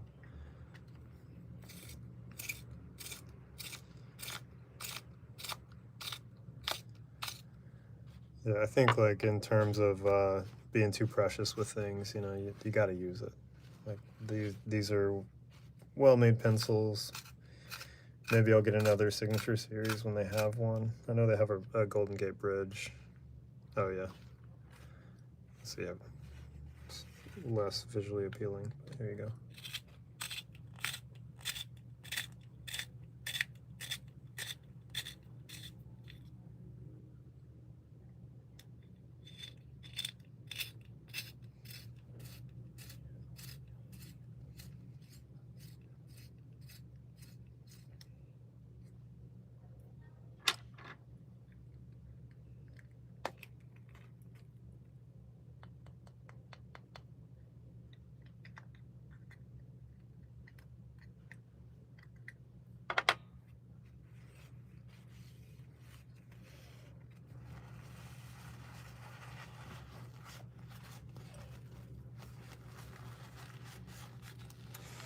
Okay, ASMR segment concluded, unless everyone just wants to consider me rambling ASMR.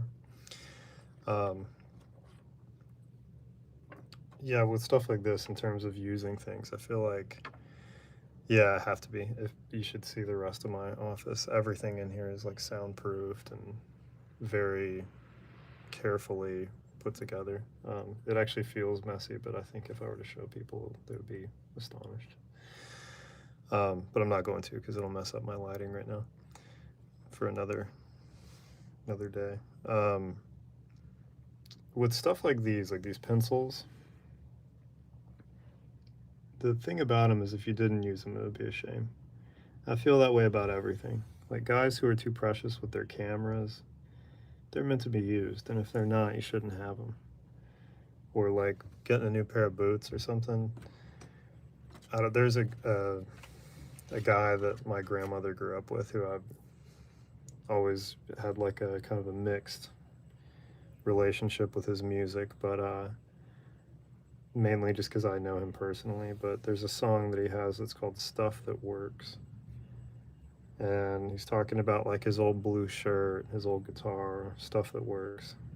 And there's something that really resonated with me. If anyone's curious about that, his name's Guy Clark. He was a great writer. But I don't know, I like to get things and really use them until they don't work anymore, you know? And it's kind of like why I love the journals that I have, like, just before I start this thing. Like this journal started out as, let me make sure it's not dirty on the back, but it was like a clean cognac brown, like a light cognac. And it was really like crisply folded and kind of thin, and now it has like stretch marks on the spine. It's you know, it's scuffed everywhere. I've debossed my initials here. I debossed my name on the back, you know, and it's got all these old bands in here. And I just, you know, like these books are kind of pricey, like the drawing books that I have. And I used to be really precious about those drawing books. So you said I love, oh yeah, this is just my desk. It's just creative junk everywhere. Literally the things that I'm holding for like to hang onto a wire so my chargers don't fall in the way, or like my magnetic pen loops, you know? So like all this kind of goes together. Yeah, I do have like an inventory. I've also got many of these, because anytime someone messed up, if they messed up the deboss on it, we couldn't sell them. And so they just stick them in this bin, and I felt like, well, who's gonna get there? Are we gonna wait till someone with those initials comes in and wants that color? And they were like, no, we just have to mark them out as damaged. And so I would just wait around long enough until they give them to me. So I have a olive green one like this. I have like a dark umber brown. But this has been my daily carry for 3+ years. So it's just been in my back pocket, just getting, you know, like just kind of like wrecked. I mean, it's got, you can see where I grab it out of my pocket. The oil from my thumb has made a darker patina over my deboss on the back, you know? Um, and it's just one of those things where like I want to use it until it either falls apart or gets stolen or I lose it, you know? And then that's kind of part of the process. Like, I feel that way about everything for the same reason, like with the Japanese knife that I was talking about doing like a rough sharpen on my graphite. I don't think I'll ever polish this, you know, and I'm kind of the same way. Like my wedding ring, all my jewelry is brass. I have, you know, I want stuff that shows a patina and has like signs of life, signs of use. Um, so like going to like pencils or expensive paper, any of this stuff, I want it to be something that I can really like beat up and still have it forever. Same with like my guitars. Like I have one of my favorite guitars is a Telecaster, if anyone knows what that is. And a lot of guitar techs, like my brother's a guitar tech, and everyone that he knows, they all refer to that guitar specifically as the baseball bat because of the neck on it, you know, and it's like you can throw them down a flight of stairs and pick it up and it'll still be in tune, you know. So that's kind of like the perfect guitar for me. I want it to be beat up and get scuffs and show signs of wear, and you know, I want every one of them to have a little story attached to them. But anyway, all that said, that was just spawned by you mentioning whether or not I should use the pencil. I feel like I'll get a black wing extender and I'll wear these things all down to the nub. Let's see, you said you have, oh yeah, every dent tells a tale. It's very true. It's like scars. I have a scar between my eyes, like on the bridge of my nose, basically. There's many stories with all that stuff, you know, of like things where it's like a whole kind of chasm of stories. You said you have an electric guitar. I think it's a Viper. I don't know what that is. A Viper. I'd have to look that up. Is that like a older Fender maybe? Because I know they had a bunch of random ones.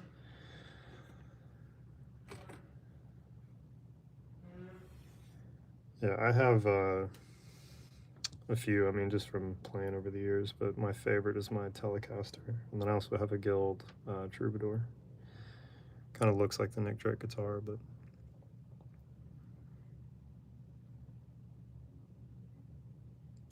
oh yeah, scars will do that. I've got a few that have kind of faded over the years.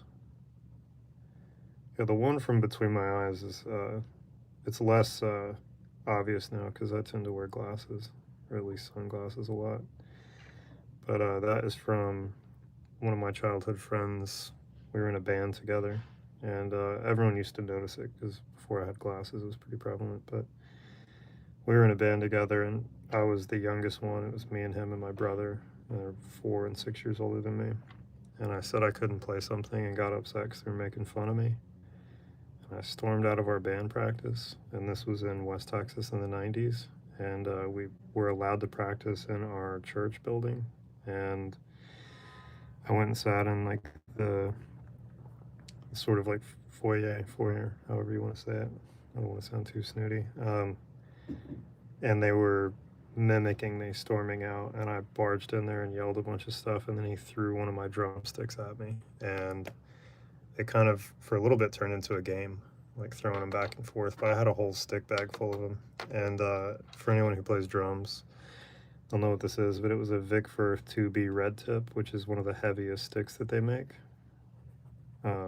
See, I've got this. I need to get this unscuffed. And you know, for probably 15-20 minutes we were goofing around. My brother was never really like the aggressor type, so he just kind of sat there and waited for us to get out of our systems. But we were in like the main hall of our church, which is even funnier now thinking about it. And we were throwing drumsticks back and forth, and he threw one. He kind of timed out like I would like duck down behind like all the pews, and then he threw one sort of guessing when I would stand up next, and it was like slow motion, just completely spun 3 times and then hit me directly between the eyes and opened my face up, and I had to get surgical stitches. But I mean, for years people used to ask what happened because it's right between my eyes. But it's, you know, sat behind glasses for years, and with age, you know, all the vitamin E makes it kind of go away. But yeah, it's one of those things, like when he and I rarely see each other, my friend, not my brother and I, but it's kind of like a countdown of when it's going to be brought up by one of us or someone else that knows the story. And then it's, if it's people at the table with us that don't know it, then everyone kind of has to sit through the telling of how dumb it was. But we were like so, I mean, young really and dumb, that we were on the way home contemplating, like, what if we just like ran the car into like something and say we wrecked, because we didn't want to get in trouble for fighting like that. And it's like some of the youngest, dumbest thinking, you know, like 3 dudes just desperately not wanting to be in trouble. And yeah, it's pretty like, I don't know. I mean, I'm glad that we have those experiences, but how dumb of us. And then I had like a pretty massive bike wreck a couple years after that, and I have a bunch of scarring from that as well. And a ton of fake teeth. Just measure this out real quick before I get too sidetracked.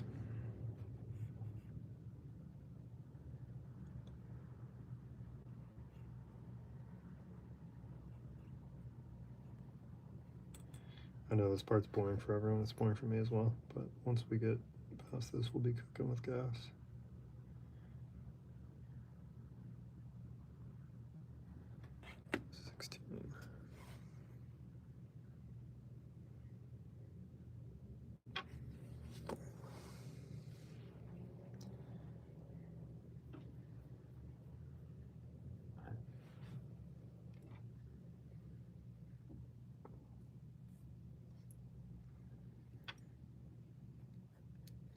Which I'm actually kind of glad about that last one. I had a really, really gnarly bike wreck, and I used to wear these vitamin E packs on my face because I had road rash all on one side of my face. That actually helped quite a bit. But now, I mean, I've had a beard for 19 years, so luckily none of that messed up how my beard grows.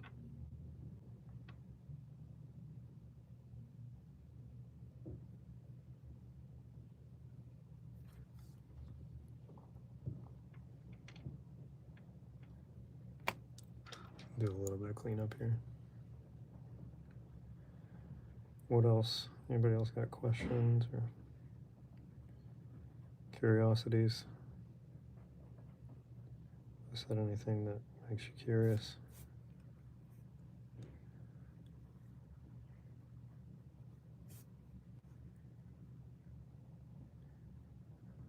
So just as like a little thing for anyone who might be interested in drawing that's watching, I imagine y'all can scroll back a little bit, but how the last one ended, and like the level of detail and sort of depth, they all start this rough. So it's really an exercise in trusting the process. Morning or night person, oddly both. Just depends on what's going on. Recently I've been trying to get in better health, and so I run a lot and I lift a lot, but when I do that, I'm more of a morning person. I think because I was doing like music and film and photography and all that for so long, inherently I was a night person for so long that it feels more natural to me. But then I also have a younger kid, so it's one of those things where if I'm too lazy, I kind of feel like a deadbeat a little bit, despite the fact that I still am creative for all the stuff that I do. So it does kind of like being a night owl kind of, it suits me in the sense that it's when nobody's up to ask me questions or interrupt like a creative flow. So I really do look forward to those times when I'm able to do that. But in reality, I think like the nature of how my life is and wanting to be super involved, I'm forced to kind of be a morning person. But I don't know, I think like favorite times over the years of like creative breakthroughs, cool projects, when I would have to stay up all night to animate, stuff like that. I really loved those like quiet sort of solo nights. I struggle to, I kind of have to like parent myself. I'm like, okay, you gotta go to bed. Like, go brush your teeth, go to bed. Like, I really have to do that quite a bit. Also trying to like set a halfway decent example, but my kid is highly creative, so I imagine there's going to be a little bit of like whether I want to influence in a certain way or not. It's really about kind of building a routine. But yeah, for years I was very naturally a night owl, and most of the guys I was in bands with were the same. Like they all very much, we'd all do our writing at night. We'd do sort of the most of the editing on stuff that we had worked on in the daytime for practice. Um, all in the middle of the night, you know, and then sleep, kind of like musicians and comedians' hours where we'd sleep till way late in the day, and then, you know, and it's sort of like that reminds me in general of like the Hunter S. Thompson routine. I don't know if anyone knows that. Not that we were ever partying like that, but the idea of that he would wake up at 3 p.m., start partying basically, and he had this whole weird regiment that he would do. And then his workday started at like 6 or 7 p.m., and then he would go to sleep at 6 a.m. But it was because no one would bother him. No one would knock and ask if he wants anything or ask any questions about day-to-day life. So it's kind of a inherently artistic lifestyle. But like that said, I've mentioned a couple times that earlier this year, like at the beginning of the year, I went to Louisiana for an artist retreat, and I really struggled to not be a complete night owl for like 2 months after I returned from that. Because it was, for one, kind of in line with what I was talking about earlier. There was no light pollution, and so you could just see the full sky. So it was hard to not just like bundle up and go outside and be cold and look for satellites. And, you know, there's also, it's on a farm, so there's, you know, a bunch of animals. It's one of my friends who has the farm, and she's got a bunch of birds and a bunch of, you know, she's got horses. So there's not a ton of quiet time even at night. Something's always making a little bit of noise. But I'd stay up late and write songs and draw. I don't know. I'm definitely one of those people, even if I'm on like a retreat or a tour or on vacation, I'm still very attached to TV. If even just to like check out a little bit. And so I would get in the bad habit of seeing like what subscriptions she has on the TV or even in a hotel. And like, ooh, I haven't seen this in a long time, and I will sit and watch and draw something. Or she had this great, I've never been a big fan of Fender acoustics, but she has this sort of magical troubadour body, like small parlor guitar Fender acoustic, and it sounded really great. And so I would sit up and play that forever, and I'd be up really late at night. But then, you know, farm, sun's up, everything's making noise. And then also that artist retreat is hosted by one of my like really, really close friends, like more family than friend. And so she was all excited to like show me around. So I was kind of like forced to be like up a little earlier than I'd want to be. But yeah. Said you're a night person. If the sun is up, why should I? Yeah. Where in Mexico? Like close to Texas or farther down?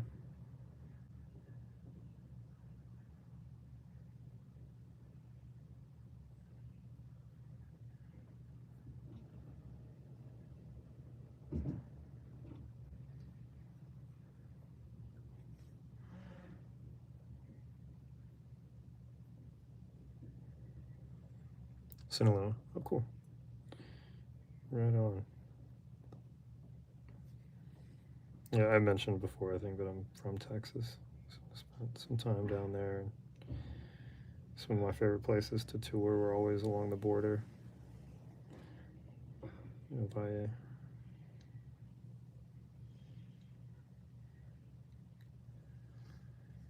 and then my mom is Mexican, so it's like a big portion of our family on that side is still kind of attached to all that. Not just like culturally, but regionally. But sadly, I'm not fluent. It's kind of a deep shame type of thing. But our my grandmother has a really interesting story, and her family was really, really determined to assimilate, just because they had been kind of received poorly when they first got to the States. And so none of, like, there's a big chunk of my family that, even though we are Mexican, none of us speak Spanish. But, growing up in Texas, you pick up little bits and pieces, and I understand better than I can speak it. I can read it better than I can speak it.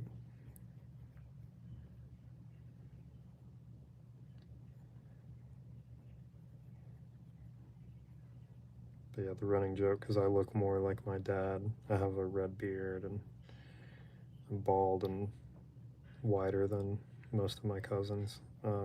Even my brother and I don't really look related because he looks exactly like my mom's side. At family reunions, the question is like, whose friend are you? But I don't know. It's kind of an odd thing. Like, a lot of kids that I grew up with, we could all kind of pick each other out if we knew, like, like one of the parents was probably Mexican, because there's a really common thing where sort of like because I look like my dad, and he's like, his family's from like Missouri and Louisiana and Texas. A lot of the kids that had one Mexican parent, if they didn't look like them, they would have reddish hair or red beard, like as we got older.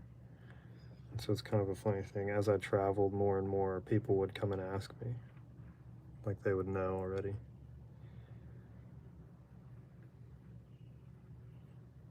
Well, that may only be interesting to me, but I've always found it kind of funny that people would spot such a random detail.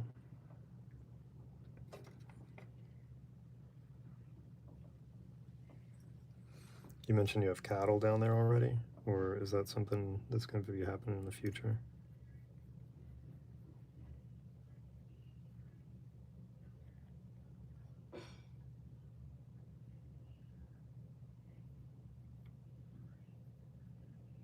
That you already do? What kind of cattle?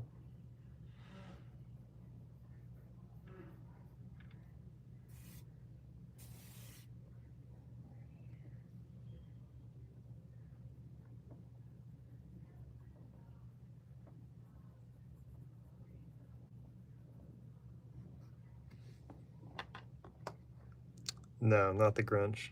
Um, I think if his mustache were upside down, it would look more like a Grinch smile. But I kind of see it. There's a couple like tells in there if anyone's like a real film buff. Like for me, if I saw somebody drawing this, there's one thing in particular that kind of gives them away.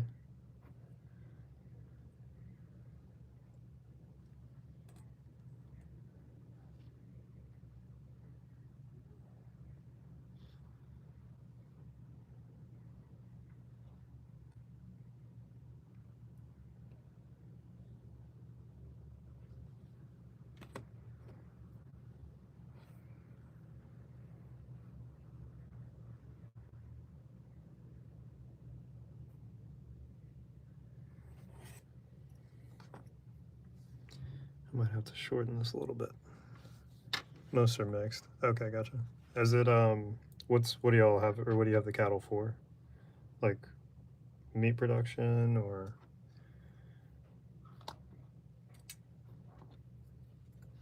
drop my pencil here. Let me measure this before I adjust it. This is always the roughest part, trying to get this approximated. Okay, gotcha. It's more like dairy cattle. I see.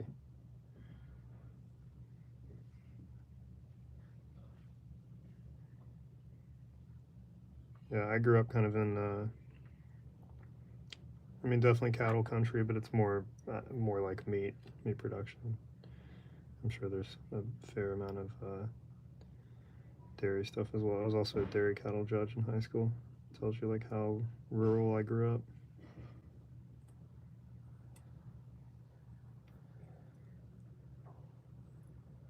Yeah. Yeah, we had a lot of the people that live not too far from us. They produced. I mean, there's always the meat production out in West Texas, but it was some dairy cattle, but a lot of it actually went to like PBR and more of like show cattle. Lots of bull riding.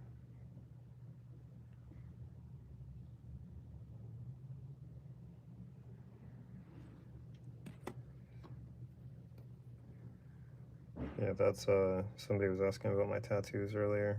That the next one will have this little bull riding tattoo. A little Brahma thing going on. This is a good example right now in how much you have to adjust these things. I feel like I'm like, this can't be that far off. Maybe I scaled it on accident. It's also why I'm half distracted talking, but I never mind talking.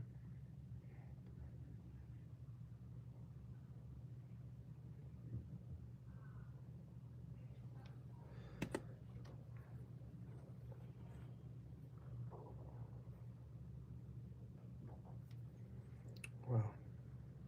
Seems so low, but maybe I made his nose too narrow. That's all right. This is why we have erasers. I'm kind of erasing one of the tells right there that would let you know who that is. Yeah, I was really into bull riding when I was younger, and then had some friends that still are in that world. It's something of like, maybe just putting it out there like this, people grab onto it, but I've been looking for stuff to document with photography because I have zero interest in street photography anymore. And something that I've wanted to find is like more regional bull riding and rodeo type stuff. Is this a singer? No, it's an actor. And I started looking into photography for that purpose in terms of how people get into it. And basically, it's it's actually easier to get into like Major League Baseball photography than it would be to get into bull riding, because the restrictions that PBR and all those organizations have, you have to be the apprentice of an already established photographer. So you basically have to get like grandfathered in. So there's been some thought about, so I'm going to be making some trips to Texas this year to see family and stuff, trying to dig back in and find some places where I could go and even just see some of the smaller places. But yeah, it's an odd thing. I have like a affinity for cattle in general for different reasons. In high school, we had to do like all the cattle work for ag class, and so that was one thing, is like the veterinary stuff. We'd get extra credit if we helped with all that. I think I ran everybody off talking about cattle. That's all right. I don't ever really care about that. It's just kind of funny to know what people are interested in and what they're not. Usually, it's kind of like a weird thing. Maybe I should start trashing galleries again, because whenever I do that, the viewers jump on up.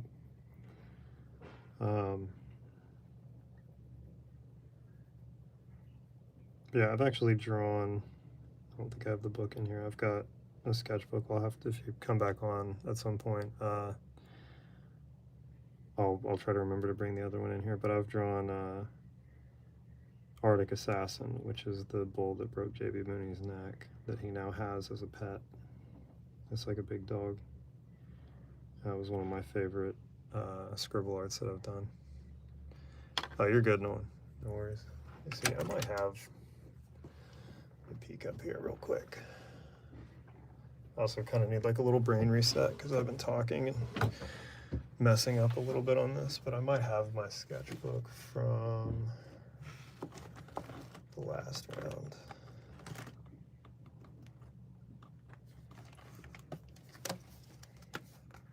Oh yeah, okay. So in terms of cattle,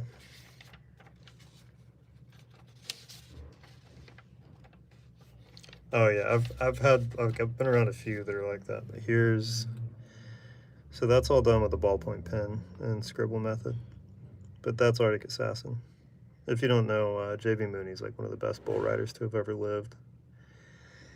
And he got tossed off of this bull, and it broke his neck and it ended his career. And um, when they were going to retire the bull, because they didn't want him to keep riding after J.B. Mooney got hurt like that, they wanted to like let them both kind of end their careers together.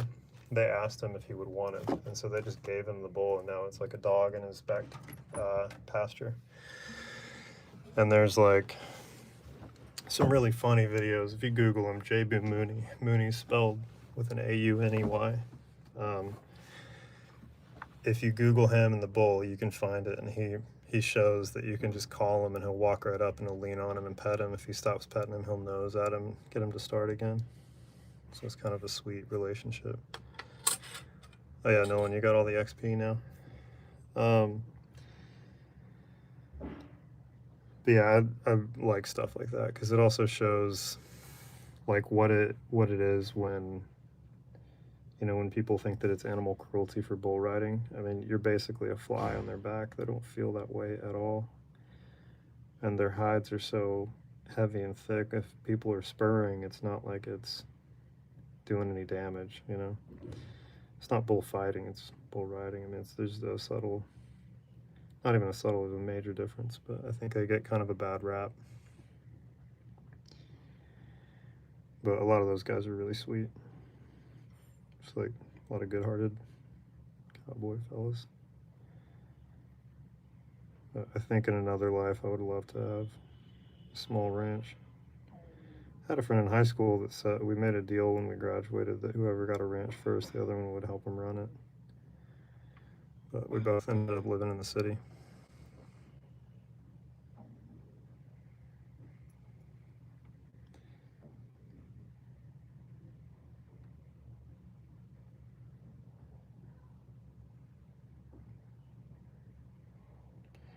I feel like y'all are both number one at this point. It may be because I think Rouge, you left for a little bit, right?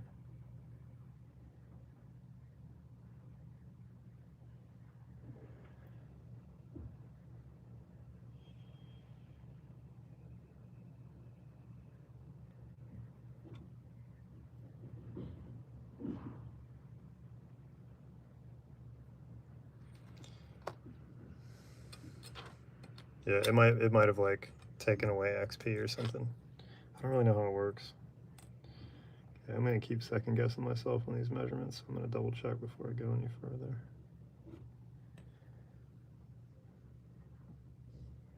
It's accurate.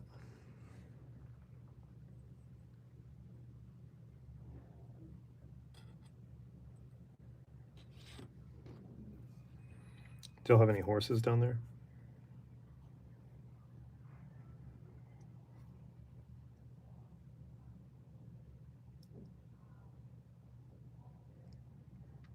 Oh, I remember you were talking about Sonic the other day. It's all coming back now. What kind of horses do y'all have?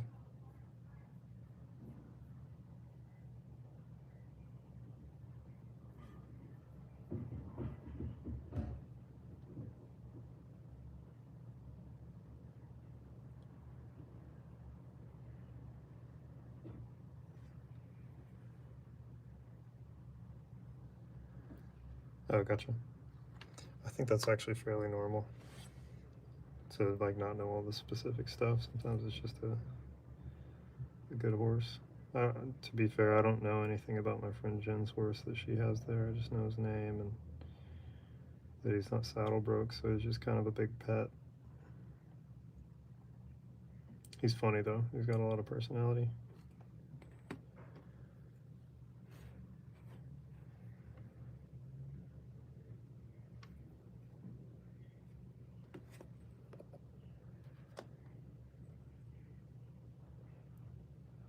Oh yeah. I grew up around a bunch of donkeys too. They have a lot of personality. I feel like they're sort of like a louder horse, louder, shorter.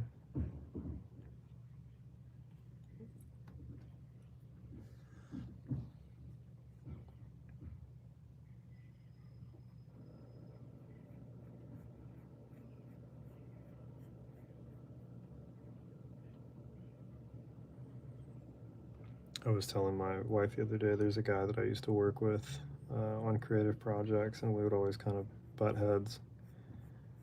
And I don't know if y'all relate with this, but every once in a while I will have a thought and wish that I had said it back then in the moment. We went and filmed this thing on a farm out sort of near Brenham, like in sort of South Texas, kind of north of Houston. So you said when he was little, you'd put him on your lap and give him a ride on the hammock. Yeah, they're sweet when they're little. I feel like they're kind of like a Great Dane of those types of animals. They don't know their size once they get bigger. But anyway, this guy, he and I always butted heads when we worked together, and he brought me on to help him film, and wouldn't listen to me at all. So it was just kind of like an exercise in being frustrated, still trying to be productive all the time. And we were filming on this farm, and really it was more of a dairy kind of cattle farm. They had a lot of overlap with Bluebell ice cream and stuff like that. Like a lot of that stuff that they sold was basically for that. And the guy that I always butted heads with like fell in love with this donkey that they had out there, and the donkey kept coming and finding him on the fence line, and he stood there and pet him for like 30 minutes. And he went off on this long, he was trying to be poetic, I think, but it was just kind of dumb. But not to be mean, but his, like I said earlier, there's some people I feel like earn it a little bit. But he kept saying that he like really related with this donkey, and he was like, man, this guy's like a animal representation of me, like his personality. And then I just thought it's funny because when I think of describing that guy, I always think like, what a jackass. I wish I'd thought of that in the moment. But he was right. I mean, he did have those tendencies. So I don't know if that was him like inadvertently admitting that he can be kind of that way or not. But it's just funny. I've never seen someone have such a odd reaction.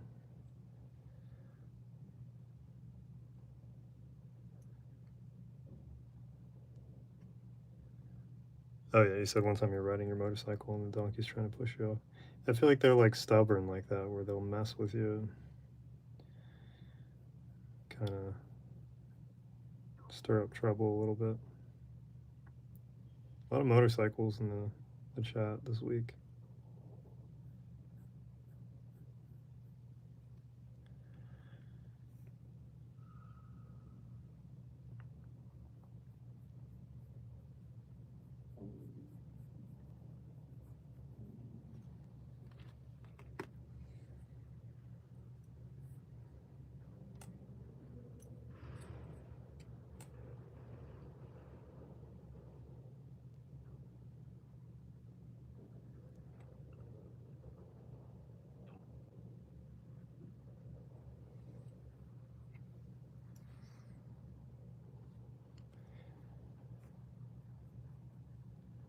Yeah, I feel like that's like classic sort of donkey behavior.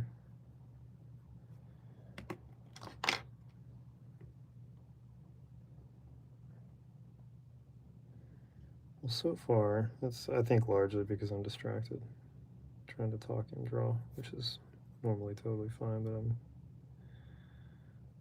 this is the first time you'll get to see me have to redo some stuff.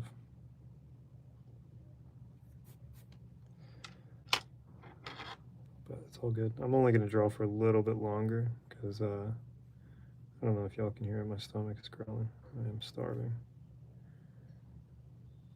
But I will be back on at 5 p.m. tomorrow, Pacific Standard Time, and I've only got about a little over a week of that left. And then the time will change. But my goal, even while we're traveling, is to live stream even a little bit. But it will be smaller portraits, so I might even be able to finish some of those, depending on if I can get like good sources and references.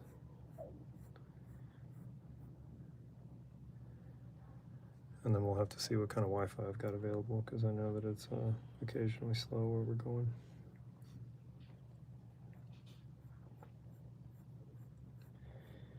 And then after I'm done with this upcoming travel, I'm going to kind of feel out if this time of day makes the most sense to keep live streaming around here, or if there's a better time for everyone to kind of tap in.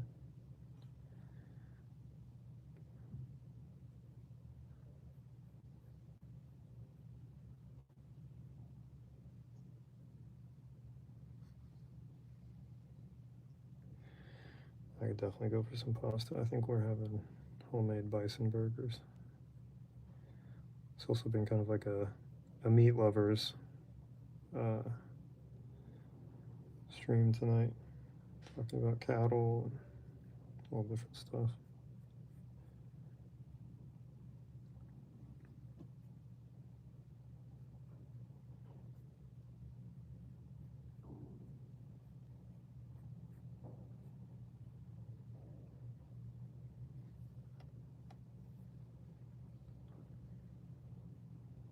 Speaking of pasta, that's where I'm going to be, is in Italy for a few weeks, which I know is also not super relatable to people, but to be honest, up until the last year, it was not relatable to me either.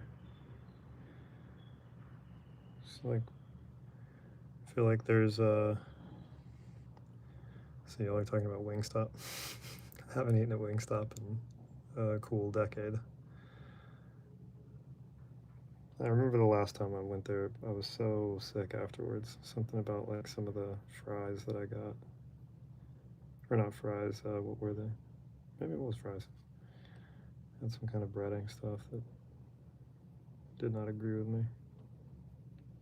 We cook a lot though, we're eat at home all the time.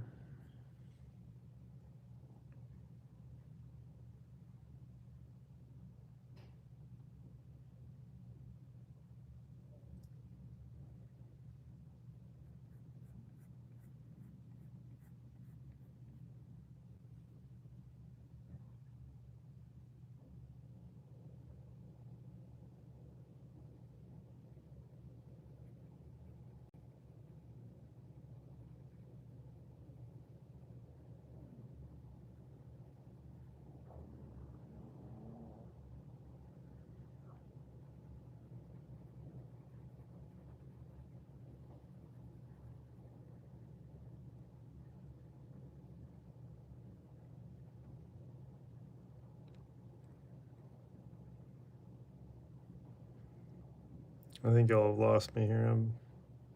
I have not much to offer about Wingstop or Mountain Dew. I haven't, other than like I don't even know what you'd call it, like a sort of healthy version of a ginger ale. I don't think I've had a soda. If I have to gotta think about it honestly.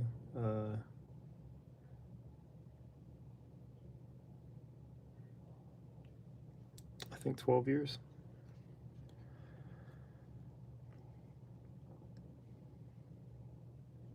No judgment on them. I just have a tendency, if I start dipping into that stuff, I think like I just balloon. Like it wears on me. But I grew up in West Texas, so we kind of all grew up on like Dr. Pepper and Mountain Dew, all that stuff. Like my high school was real close to the original Dr. Pepper plant, and so I could give that tour if I was there.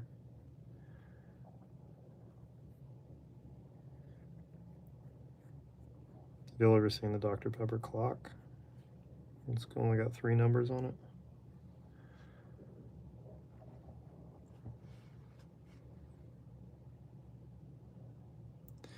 Yeah, it's like the trade-offs. Like I mentioned the other day, I like beer, but like specific beer. I'm not like a big beer drinker. It's just sort of like not really a wine guy, not really a soda guy. if I'm gonna get some heavy calories and like essentially what breaks down to sugar, it's gonna be probably a lager.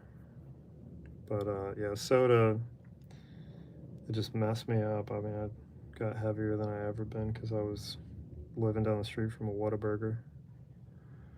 And then I went through a breakup a long time ago and moved into what I sort of lovingly and hatefully refer to as a dude house, where no one would clean, and there was like an industrial trash can in the kitchen that was always full, and when we tried to take it out we couldn't even lift it. And from our bathroom window upstairs in the house you could see the A-frame Whataburger that was like, I could literally throw a baseball and hit it. I could throw a baseball 50 yards over it. But any late night that I'd come home from a show or get home from tour, a lot of Whataburgers used to be 24-hour too. So it's like, I could go for a malt and maybe, I'm already doing this, I'll get a Dr. Pepper, you know. And then before I knew it, I was like a cool 235 pounds, and I'm kind of a taller, smaller frame guy, you know, not smaller frame but thinner frame, I guess. So I didn't wear that weight very well. And then I was like so broke at the time that I basically whittled my budget down to just be coffee, free beer at shows, you know. But then if anyone was like, "You hungry?" Like, I could go for Whataburger.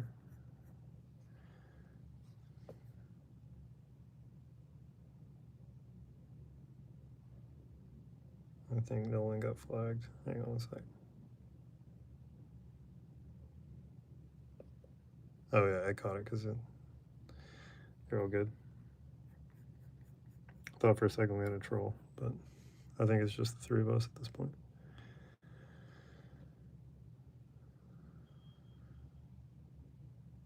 What, I missed a bunch in there. What's a true Mexican?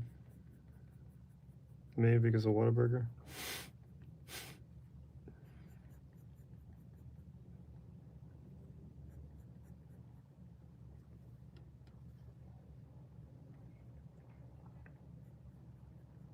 Actually, speaking of that, I don't know if y'all like what part of the country you're in, but Whataburger is the original one is in Corpus Christi, where I lived as a kid, and have like many friends. And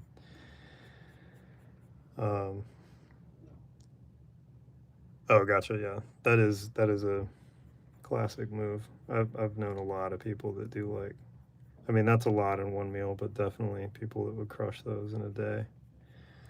Um, okay, yeah, I see. I'm caught up now. I don't know if y'all know what Whataburger is, but it's kind of the classic like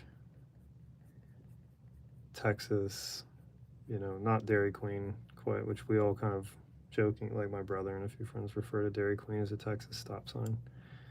But Whataburger, the original one, is in Corpus Christi, and it is less than a block from the Selena statue, like the famous one, because that's where she's from. And the original Whataburger is an A-frame two-story building, and there's literally an elevator in it because the clientele requires that a lot of people that frequent it can't get up the stairs there. But yeah, it's a Texas staple. I don't like, I think the last few times I had it, it really didn't settle well because I'm such a picky eater now with age and all that. But you said you're in full hillbilly territory. You've seen McDonald's and Rabies at Taco Bell and Burger King. Arby's. I was like, Rabies, what is that? Um, so you're in Pennsylvania though, right? Does that mean you're out like in like Westchester? Like, or is there like a different part of that area that's more hillbilly?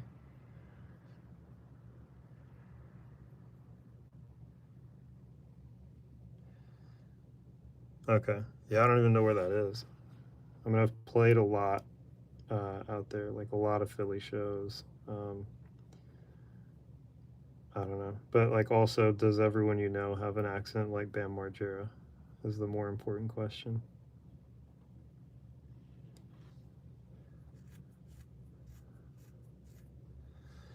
Yeah, that's kind of like what it was like where I grew up. I mean, West Texas. Oh, you're in LA, right on. Oh, you're down the coast. Yeah, I'm in San Francisco up here.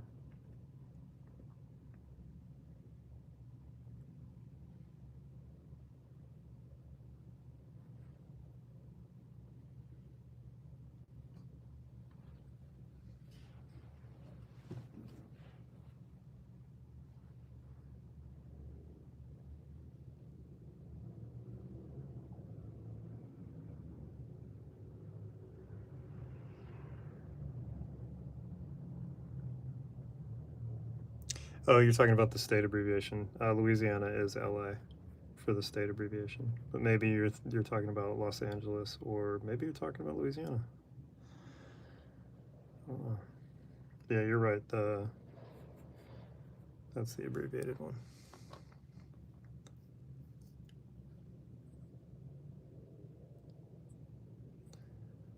Yeah, usually when I see LA, I just assume it's Los Angeles, but you're not wrong though, because the state abbreviation for Louisiana is LA.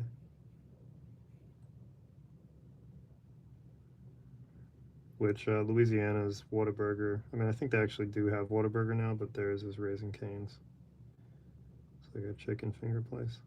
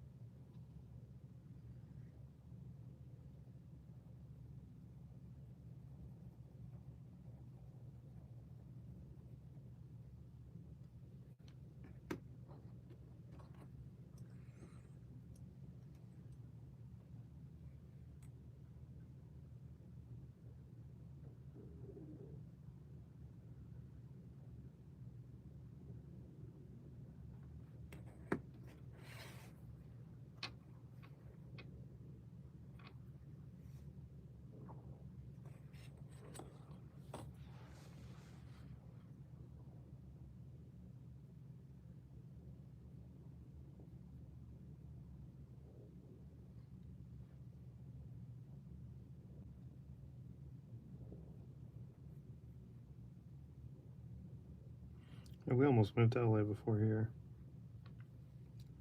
and decided to be in like more of a walkable area with colder weather. I pretty much just didn't want to live anywhere where it was going to be hot anymore. But I think that's all probably changing soon.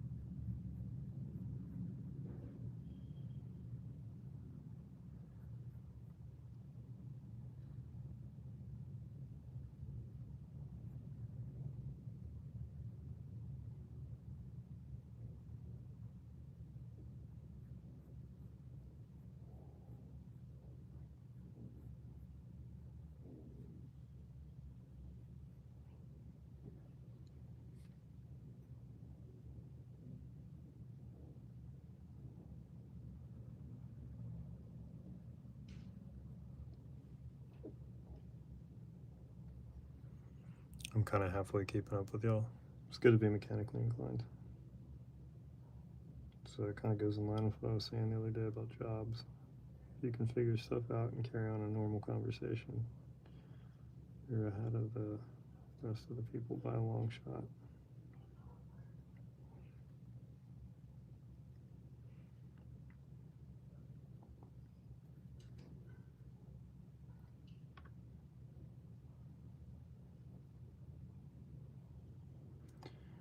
This is the most I've struggled on a portrait so far since I've been doing this series. But it's good. I think it's nice to show reality of sometimes having a lack of focus. But I think it'll be a good example for tomorrow and some other days because I'm running another 10K tomorrow. So I feel like I'm going to have a lot more energy and focus here. Thanks, man. Appreciate that. It's I'm sitting here looking at it and I feel like my eyes are like not fully focused, but it's mainly just that I've said it a lot, but in the days that I don't run, I just feel like I've got no energy. It's an age thing you have to look forward to.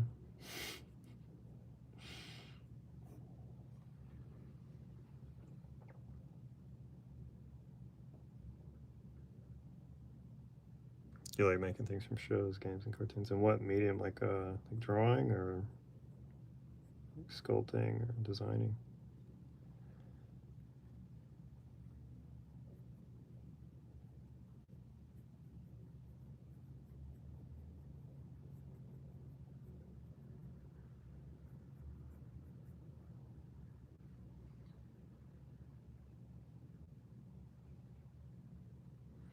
I've got water over here. It's mainly just because I was too sedentary today. So I did 2 10Ks back to back yesterday and the day before, and then just shy of a 10K the 2 previous days. So it's kind of normal to have like on a intentional rest day, like a big slump in energy.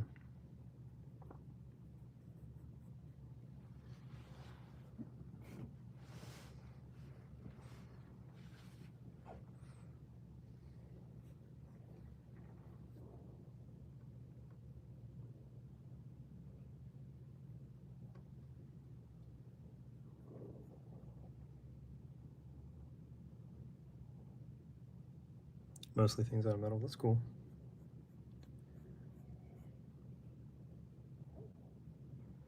What time are we looking at? Oh, wow.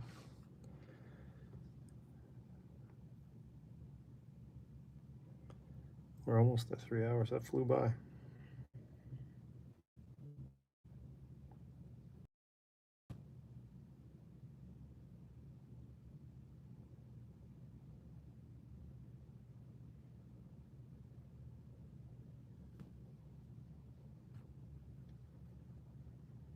I'm going to try to get this. You'll have to talk a little bit, but I'm going to try to get this to a good stopping point just so I don't leave it too barren for the photo for tomorrow. And then I want to try to get it kind of there before I have to sign off.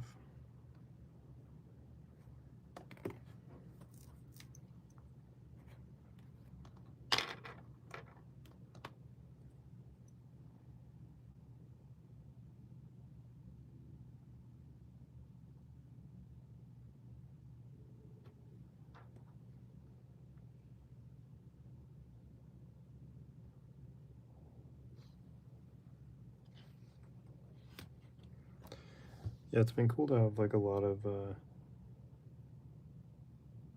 people in the chat, just so I also, for one, don't have to ramble as much. I can just kind of talk when people remind me of something. But it helps a lot as well when I do need to concentrate, because then people can kind of carry on.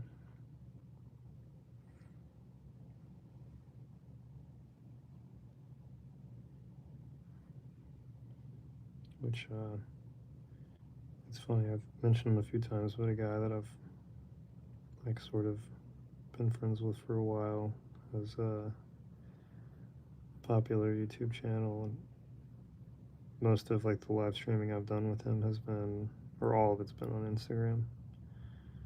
And I notice how much he has to kind of skim the chat, otherwise he completely loses the thread of what he's doing.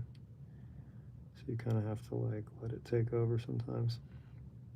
I always wondered how fast he was seeing it, but he has like 600 to 1,000 in his live streams all the time. It is impressive though, because I mean he'll still catch like little jokes that me and a few regulars make, but it is hard to stay on point when it's drawing.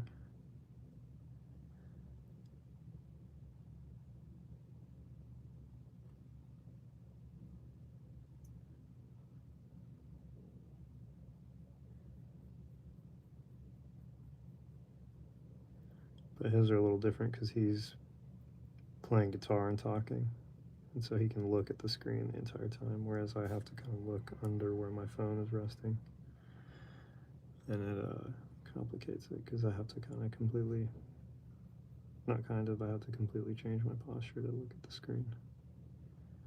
Eventually I'll plug everything to OBS and have a monitor so I can more casually do all this.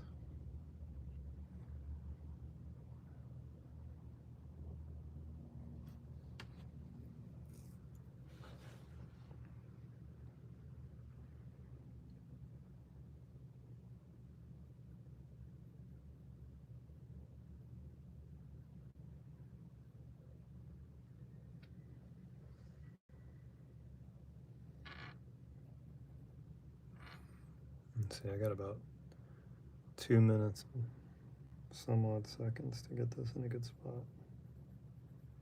So yeah, if y'all are having a conversation, just as a heads up so you don't get totally cut off. But like I said, I'll be back on tomorrow at 5 for a few more hours.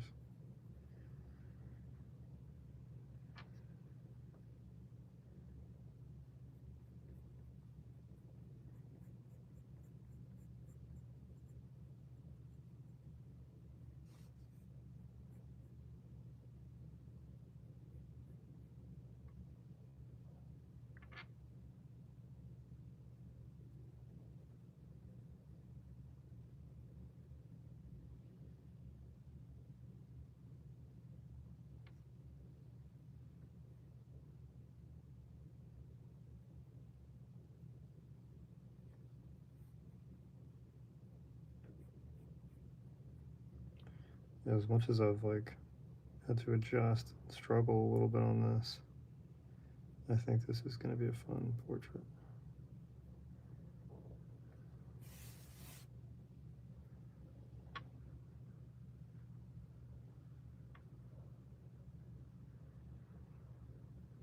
I might have to the XP thing. I kind of glanced up just to check, make sure everyone's still on. But I think it probably has a lot to do with like, I think Nolan, you've stayed in for almost the whole time.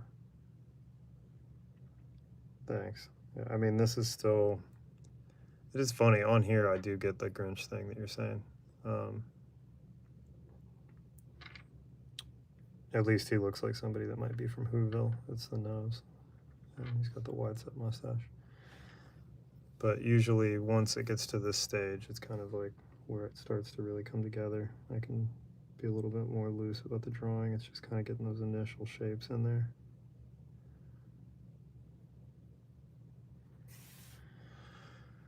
All right, and we are about to hit 3 hours, so I'm gonna call it there for the night, and then I will be back on 5 p.m. Pacific Standard Time tomorrow.